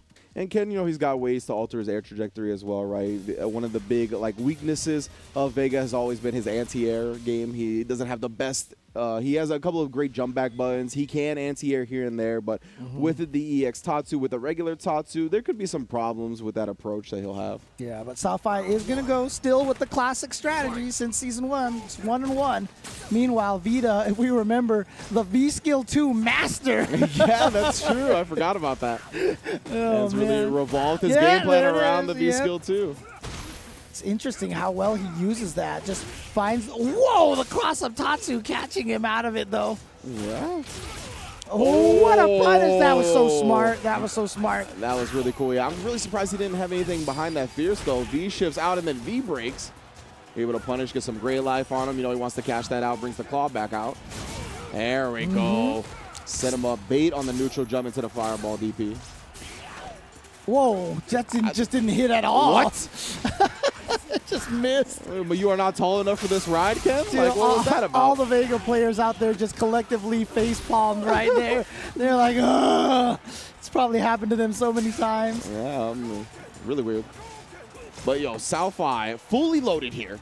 Yeah. Trigger, CA, everything in the world. Not going to cancel the CA. Oh, interesting. Yeah, I'm surprised he didn't do that because it's going to give Vita the chance for the comeback. The Azuna drop. He got the command grab. Oh, one more again. EX this time. Making his way right into his grill. Yeah, Vega's kind of fast. Might be known for his speed. Yeah. Got that dash into command throw. Catch him by surprise. Really good stuff from Vita right there. Making the most out of that situation. Especially because Salfi had so many resources. It was a scary position to be at. There we go. Salfi has been really on point with his anti-airs. Yeah. Again, that Tatsu punish. I love it. That's really sick. Single hit confirm. EX Tatsu in the corner. Gets the shimmy. That should be a stun. Yes. Little bit of scaling here. There was 2 moves here. He's still going to be able to do a decent amount of damage, but goes for the reset instead. I'm a fan. I'm a big fan of that right there. Just optimal play from Salfi. We saw the whiff DPs to build the meter, then really going for that optimal damage he got with it, leaving him stand into the throw reset. That fireball V skill from long range here. Going to start building that back up. Great recognition from Vita, though. Not just going to get bullied by that fireball. Busting out with the EX uppercut finally. Again, the shimmy. Okay, so this might be a thing for Southeye to realize that it seems like Vita might be susceptible to shimmies. Yeah, and you saw right there, Southeye tried to adjust his game plan a little bit. Tried to catch him walking back with some lows. Didn't get it, but a big crouch medium kick from Vita now. Yeah, he dropped that combo last time. Didn't get the... Oh, there we go. The cross-up and the reset stayed in front, but good block by Southeye. Ooh, yeah, and he actually tried to get one of Ken's farther reaching normals with that stand medium punch after, but it still didn't connect. Man. Oh, just raw V-trigger activation gets in there. Oh, that somehow worked! But it did. It caught the V skill. Woohoo, what a block. And then he busts out with the EXDP. This is such an intense round. Gets the throw. Whose game is it going to be? Crush counter heavy kick Southeye catching the sweep. And you know Vega was going for that slide into V-trigger activation. Of course. The B&B strat. That is the top of the play when you open up the playbook. And my man just got beat to the punch barely. You saw the animation of the slide. It was just a few frames away from clipping Ken. If we could just turn on the hitboxes and just do frame by frame advance, and count the frames. He was 2 frames away from getting that slide out of there. Oh man. Could have almost been a double KO, to be honest with you. That would have been crazy. But Southeye feeling good. He's the one with the 1 on the board now, so definitely feeling a little bit safer. Vita with his back to the wall. His single hit confirms have been extremely impressive, to be honest. Yeah, backdash. I love that. The backdash from Ken, so subtle, but just make it so it was harder for Vega to get an ambiguous side, cross-up, mix-up off the wall. Oh, surprised we didn't see the light kick Tatsu punish that time. Oh, that's right. But yeah, he actually got the stand medium punch punish, which was funny enough. He just didn't have a special to follow. Catches the backdash for the crush counter, and here we go. The cross-up again. Should be able to get the kill. Yep, there we go. That's twice now he's gone for that cross-up into the wall. I mean, you're in the corner. You're just not expecting that to come out all of a sudden out of nowhere. Yeah, so fast. You got to be pretty big brain to see that one coming. Now that he's seen it a couple of times, though, we'll check for it. Right. See if Southeye can get a read coming out, really keep Vega locked in that corner. There was the trade with the standing heavy kick. V-shift again, but nice chase down. EX Tatsu brings him all the way to the corner now. But you can see right now Vita doing a great job fighting his way out of the corner. He tried to catch it. He wanted that hero uppercut. Yeah. Ooh, German suplex to put him back towards the corner. Fireball, good damage. Great recognition that he was so far away. Ooh, tried to get the side switch and keep the offense. No, he tried the DP, I think, and I think he just hit the button half a second too late. Just ate the raw jump attack, and that gives Vita the combo into the critical art. And there we go, tied 1-1 now. Yeah, usually when you see a player get hit by a jump in when they're crouching, it's usually because they're trying to input something that requires a down input and they just don't get it out in time. Yeah, especially a character like Ken with DPs and such. It's like, go here and you see if you watch the replay on that one and turn on inputs, you're going to see the DP motion and the punch 1 frame after he ate that jump kick. But again, that's the benefit of having a really, really fast jump like Vega has. Well, the V-skill games are coming out once again. The V-skill neutral. The V neutral. Right now, both players showing that respect in the mid-range, right? Oh, that's where Vega's going to have a lot of advantage, especially with the way he's been abusing the V-skill. Okay. Gets the EX Tatsu. Tries to get the crush counter on his wake-up with that standing heavy punch.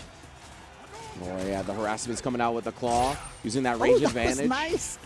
Moving in there to catch the neutral jump, but again, that V-skill too.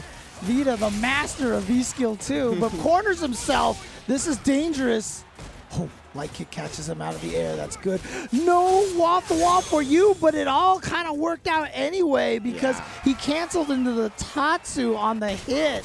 And that just meant that Vita was able to land and punish. So now Vita is at match point. He's got double match point. Oh, got him. Yeah, got caught staring at the skies. Nice cross cut, though. Oh, he tried to walk under. Yeah, he saw the walk of shame come out. Yeah. Oh, no. He just walked into that one, too. Vita kind of almost giving away this round at this point. The reset by Southfi, I like the idea. One more again. Oh, I didn't do it. Instead, now Vita has the corner in this position. A couple of throws, gets the cross up. Again, critical? No, he's going for the reset, but he just hit the buttons, but he was too far away. Raw, yeah, you're going to be able to cancel. No, he didn't cancel into the critical art. Oh, yeah. Oh, wait, he doesn't have it was the on the other side. The meter's on the other side, but doesn't matter. Southfi still goes down. Vita is going to take it. Oh, man. Yeah, I got mixed up there. Apologies on the meter there. But, man, Vita there with a comeback in that last round. And so close for Southfi, but not going to be able to pull it off. Yeah, clutching it out. Great stuff from Vito right there. Really, it's kind of what we talked about at the beginning when it came to this matchup. He was really able to control the neutral just with the superior walk speed and the normals when it comes to the range with the claw, right? And he did a great job really utilizing when he didn't have the claw either, right? We saw a couple of clutch Azuna drops that really conditioned Southfi to kind of start being a little bit more antsy on defense. That opened up a bunch of other windows of opportunity for offense as well. So big ups to Vita, moving on with that Vega into our top 8.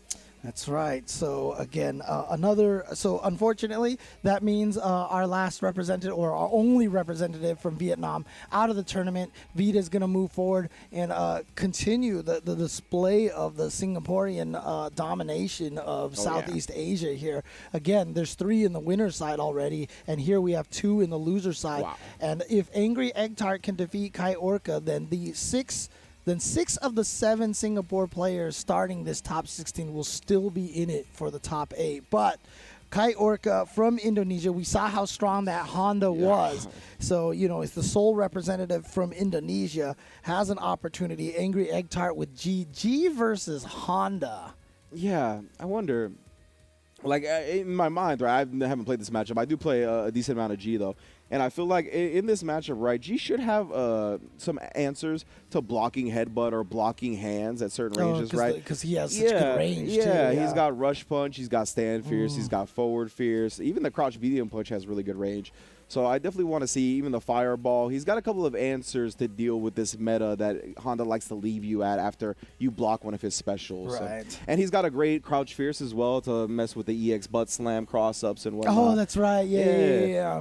So on paper, I think G could fight the character pretty decently. But, of course, Kite Orca is still playing one of the more underrepresented characters of the game. So if you haven't done your homework, if your knowledge isn't up to par. Right? Yeah, Kite Orca. Yeah, so, Angry Egg Tart, we had quotes for this round. Maybe Angry Egg Tart would be like, I haven't practiced against this character. So let's see what happens. Here we go. It is going to be G and Honda. I love that Honda costume. I like the G costume. I just love the fact that they gave him the Skullomania costume, but he still has the hat. Yeah, the fact that he keeps the hat is what sells this costume. 100%. It really is. The extreme top hat. Oh, and he's going with V-Skill 2. Wow, V-Skill 2 and V-Trigger 2. Yeah, nice. I love the V-Skill 2. Again, another homage to Q from Third Strike. Yes, sir. And V-Trigger 2. Yeah. That is very different. I do not see this every day whatsoever. That's the command throw V-Trigger from G. So I feel like Angry Egg Tart definitely has practice against this character, because if he's picking such unorthodox trigger and skills, I feel like that he has a reason for it. Yeah, I would have to imagine so, right? We're going to get the fireballs going out early. He already has the V-Trigger as well. He could be wanting just like more access to V-Reversal while still getting a chance at the V-Trigger, but activates it up. Yeah. Okay. Look at those glowing arms, man. You saw him do that before, the hand slap into the standing heavy punch, but here we go. The pressure chases the backdash down. Ouch. And yeah, you can see Angry Egg Tart really wanted to make use of that V-Trigger since he activated. He tried to do something on Wake Up, but needed from Kite Orca. Right. Oh, yeah, immediately prioritizing getting that level 1 president. Of course, if he gets a V-Skill 2 off, right, it'll be tougher for him to lose those presidency levels. Right. Okay, backdash doesn't quite catch the the headbutt doesn't quite catch the backdash. Nice! Punishes him for trying to activate that, and there you go. We were talking about how G just has good range, able to punish that headbutt. Oh, and then just going with a tick command grab as well. He's in level 3 as well. Oh, no, dropped it yet. Yeah. Doesn't look like the most stable connection, but still. Yeah, exactly. We're seeing that. I was hoping it was only just like the spectator side, but... Oh, the armor! Yeah, you can't be reversal. And then just stop you off the ground as well. OTG with it. Got to the other side, that one. Didn't charge it all the way. Nice. V-shift. Yeah. Wow, his V-break is super cool. He's got another hit of armor, too. He's going to have level 3 President pretty much as long as he doesn't get knocked down like 3 times in a row. So this is big for Angry Egg Tart, honestly. Yeah, start utilizing those fireballs. Oh, here we go. Oh, try to walk up. Oh, just going for headbutts. He didn't combo off the jump attack, but still managed to get the crouching light punch. Yeah, again, like we recognize that the connection is not that stable, right? So he probably saw the jump back medium kick, and it probably didn't actually show up on his screen as a hit real quick. So yeah, I mean, there's obviously some issues on the spectator side, so we're gonna switch to one of the backup accounts over here. Yeah. Ooh, right now, still just applying this pressure. Very scary for Angry. Oh no, the chop to the face. And that's the worst place to be in, right? Is when you're really looking for that opportunity to get that V-trigger activated. You just need to get one normal in there. But when you know that one normal, if placed at the wrong time, gets you stunned, it is one of the most stressful situations you can find yourself in. Again, we have an Indonesia to Singapore connection over here. Hopefully, things will smooth out a little bit in the next match here. But again, Kite Orca here with that Honda. We saw how he looked against Versace earlier. Really, really strong. And so we're taking the first game now. Yeah, we've seen some expert play coming out from Kai Orca in this set already. We saw the absorption on the V-reversal with the headbutt armor. Like, that was ridiculous. Yeah. Well, great stand fierce. This has been good with that all tournament, too. Just the stand fierce anti-airs have been very consistent. And one of the interesting things about this, too, is just that, if you do have this kind of connection, you do know there are ways to play the matches with that strategy, right? 100%. Especially with like a G or a Honda, these characters that have these forward advancing specials, that definitely catch your opponent off guard. Right. But right now, don't Kite miss. Orca oh no, I think that was supposed to just be a raw command grab, but he accidentally came out with the crouching light punch first. Yeah. All right, +5, and then just hits the button afterwards. You can't challenge that move. If you block it from the front there, like I said, he's +5. It's not even like the standard +2 in Street Fighter V. That is +5. Yeah. Oh, the raw EX. Yeah. We see somebody's got the level 2 President now. Trying to apply some of those fireball games. Can't find nothing. Yeah, that's basically a block string that you can't do much about. Oh, just headbutting anyway. We're going to impose our will by any means necessary. Okay. Yeah, again. Oh, I like that. Yeah, still, you can see right there on the bottom right, 2 is not flashing, so we still did not get that charged up. But we got a V-trigger on deck for Kite Orca. Yeah, using the EX fireball there, keeping the space prioritized. Here we go. Tries to just go for the command throw. Good whiff punish on that. So there you go. Angry Egg Tart going to take that round. Yeah, beautiful recognition right there to immediately delete that space that he had created from jumping away with the EX Rush Punch. That's how you punish when you jump away from a command grab. Level 2 President already here. We've been seeing, some great buffers. Oh, and again, you're not going to get to freely activate that V skill on this man. Kite Orca's got to stop trying to go for that. There we go. Armored Headbutt going to help.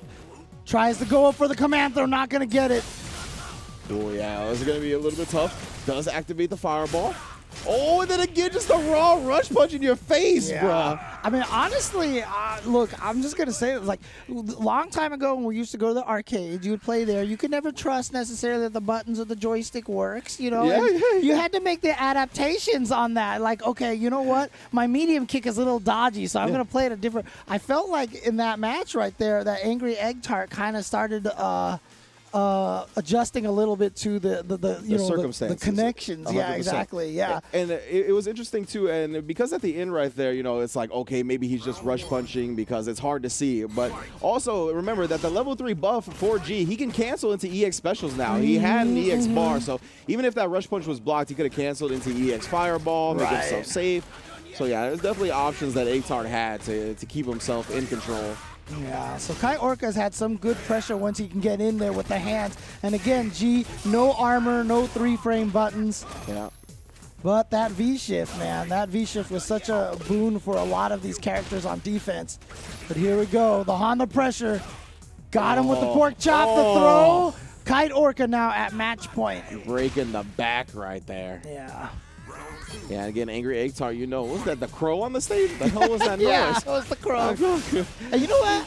After having been to Japan, their crows in Japan are loud. So I get why there are crows in backgrounds that are really loud. And like Resident Evil, there's the evil crows and stuff. Like, I get it now. Crows are terrifying in Japan. I really did. It shook me to my core. Dude, and they make like a weird sound. Like, they don't sound the That same. was definitely not a regular crow sound. Yeah. I was like, Here we go. Yeah, I'm using an EX Fireball as well. That's going to bounce, so it made up for the space that he wasn't at. Yeah, just rush punching again. Ooh, the anti-air version this time. Yeah, that's going to be a bigger combo. And now got him in the corner. We're going to do. Oh, just the regular throw. He still didn't actually get the anti-air. Yeah, missed the anti-air. Hard to time. Still, though, this is a good look. What we're going to do with it, Oh, just the Wake Up EX. Wake Up EX activation. Here we go. Gets the throw this time. Last time he went for the command throw, and that was punished. Oh, the armor again to blow through the V reversal. Oh, he stop did it once doing that. again. See, he did it again. You can't. Okay. Multiple buttons, but not enough to kill. Plus 5. Plus all day, every day. This time out of there now. That's 100. Angry Egg Tart 100% using this V-Trigger too, just for the V reversal. The stop. OTG, it didn't kill him, but the crouch light kick will kite Orca, concluding his run in the losers bracket to take our last spot in top 8. Yeah, I mean, obviously, a player like Angry Egg Tart probably going to be, it's going to be a frustration for whoever loses that match. But Kai Orca does advance forward and will continue to represent, Indonesia here. We'll be going up against Vita in the losers bracket, but that is the top 8 here. So let's take a look at the bracket, if we can get the bracket onto the screen and see what has played out here. Actually, we're going to start here on the loser side of the bracket. You can see Bravery Mind RPG to start off in the losers bracket for tomorrow. Vita and Kai Orca going up against each other to start out as well. Yeah. And just as a quick reminder, since I brought up top 8 and tomorrow, remember, in America here, we are changing. We're falling back. Daylight savings time. Daylight savings. So we started at 2 a.m. today. However, because most of the Southeast Asian countries don't, recognize the daylight savings time. Right. They don't worry about that. They're starting at their same time. So in other words, tomorrow everything's going to be starting at 1 a.m. Just make sure you follow Capcom Fighters. Hit that little bell symbol to make sure you get the alerts. So when the stream goes live, you will know, and you can watch some Brian F. and Rob TV, talk about Street Fighter in the pre-show. Yes, indeed. So it's definitely just, if you're getting in the U.S., it'll be 4 a.m. Eastern, 1 a.m. Pacific, and all that. That's right, so yeah. Just make sure you are locked and loaded, like James said. As long as you're following Capcom Fighters on Twitch, Twitter, and all that, then you won't miss a beat of action for sure. But yeah, that is our top 8 of the loser side of things. Let's take a look at the top 8 winner side of things, shall we? I think we have that on deck in a little bit. If not, we still know the players. There it is. We got Xian taking over Angry Egg Tart 2-0 to make it into winner semis on that side. I am Chuan as well. Going to be taking him on tomorrow. That is a classic matchup in Southeast Asia. These two have played many a times. And then Brandon and Oswald, both representing Singapore as well on the other side. So it's going to be looking like banger after banger for sure. Because the Kai Orca, it seemed like that Kai Orca Angry Egg Tart match got a little bit better in terms of them at the end. I think that was a lot of spectator lag towards the end, because it looked like Kai Orca was hard calling out some of those options with the headbutt, and there wasn't a lot of drop combos at the end either. So hopefully they got that a little bit better. And we'll see Vita and Kai Orca most likely tomorrow as well. It's going to be Vega versus Honda. Very interesting matchup, to be quite honest with you. Yeah. Yeah, there's the top 8 in total there. Yeah, so we'll definitely have a chance to go over this top 8 a little bit more. But just want to remind everybody that if you guys want to enter some tournaments yourself, there is the PlayStation Tournament Series going on right now. So again, check out compete.playstation.com to learn more about PlayStation tournaments and find some more Street Fighter V action. Again, all these tournaments are free to enter. You play from the comfort of your home. They have prize money on the line here. You can win a couple of $100, with strong performance. So definitely check those out when you have the chance, and throw your hat into the ring. play some matches in some tournaments. Indeed, indeed. And if you are waiting for your match in between the tournaments or whatnot, you can also check out the Capcom authorized mobile game Street Fighter Duel, which is now available for download in China with a global version coming very soon. Keep a lookout for more news on the global release and get ready to join the journey with millions of players to find out who is the best fighter in the world. So yeah, big ups. That Street Fighter Duel art is always very beautiful, and make sure you check out both the PlayStation tournaments and the Street Fighter Duel as well, as you keep it locked here on twitch.tv/Capcom Fighters. We are not done quite yet. We're going to take our last break and then be back to recap the top 16, preview the top 8, and then wish y'all adieu. We'll be back very soon. Time to fly, time to fly. Never give up, we won't retreat. The ones who stand up turn to feast. So fly, time to fly. Glory waits for those who fight. We unite, we are Street Fighters.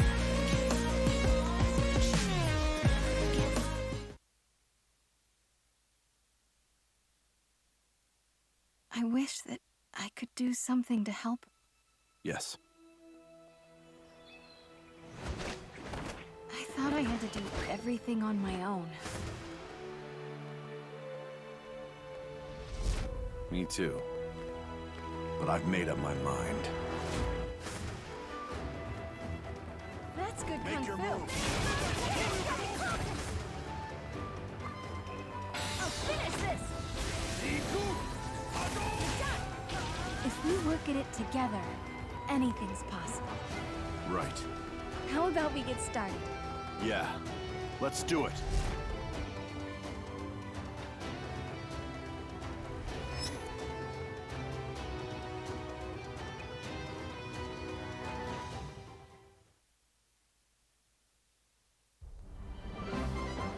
Welcome to the centre of the world. Great Britain's mighty capital, London. This country is incredible. I will become a lawyer. I have to. So then, let us unravel this mystery and discover what events led to this curious murder. Who are you? Herlock Sholmes. You must have heard of me. We must solve this case, Naruhodo-san. Let us engage in the art of deduction, Mr. Naruhodo. Well, what have we here?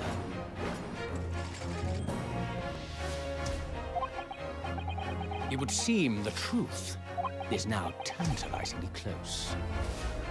The defense demands its right to a cross-examination.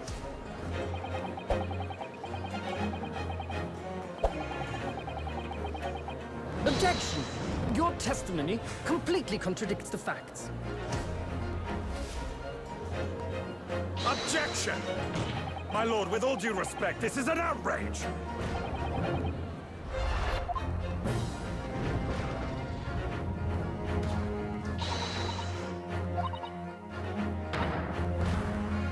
You're the best lawyer in the world.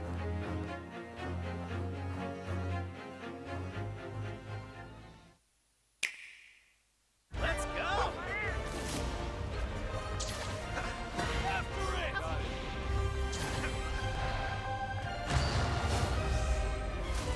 Fear my strength! Have a taste of this! Don't take this personal! I'll show no mercy! This is for my fellow hunters!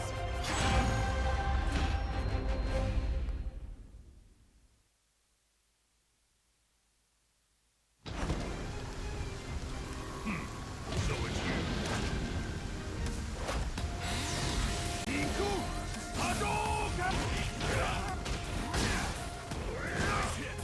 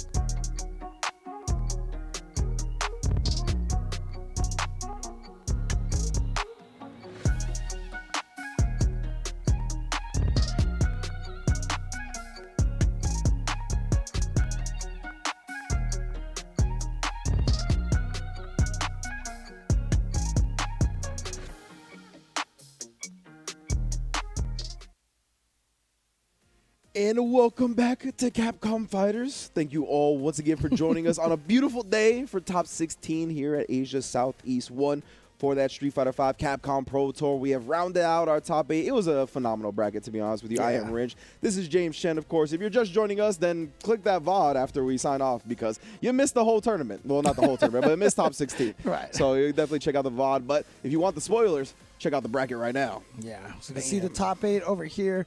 Cien going up against I Am Chuan. Against Cien, another one of these players who has not missed a Capcom Cup, or he's qualified basically. It's literally every year. I think he's been there. That's what our pre-show folks said. Brian F and Rob TV. Yeah, like Daigo, who made it in last week. He's missed like one of the earliest ones or something like that, but hasn't missed one since. So, there's obviously the chance right here now for Cien to be able to repeat that kind of thing, keep his record going.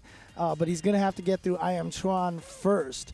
And then you can see there Brandon and Oswald, another one of those Singapore matches over here coming up next. Also on the winner side, on the loser side, Kite Orca going up against Vita and Mine RPG versus Bravery. Yeah, and of course, we all know Xian, right? Definitely one of the forefathers of the region. I believe his opponent, Ingrid Egtard, in round 1 said he's the player that us Singaporeans look up to the most, right? And that really was the story that we told at the Intel World Open when it came down to Brandon versus Xian in the grand finals, where it was like mentor versus student.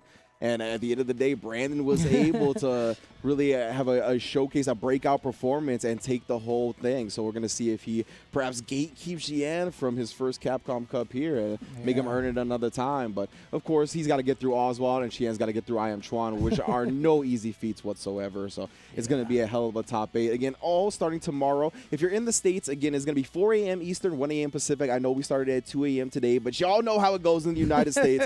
We don't measure things right. We can't tell time. We can't do math. We don't have our geography together. So, again, it's going to be at 1 a.m. tomorrow. Yeah. But, of course, Capcom has been doing a lot of great things with Street Fighter, but as well as partnering with the Breast Cancer Research Foundation to raise critical funds for life-saving research. The pandemic has gutted funding for breast cancer research, and a year's interruption can cost a decade of progress. There are 2 ways you can contribute, either by purchasing limited edition costumes, which all proceeds will go to the Breast Cancer Research Foundation, or donating directly via Tiltify. For every $50 donated, that will fund 1 hour of research. So let's join together to help keep the research going now to save lives tomorrow.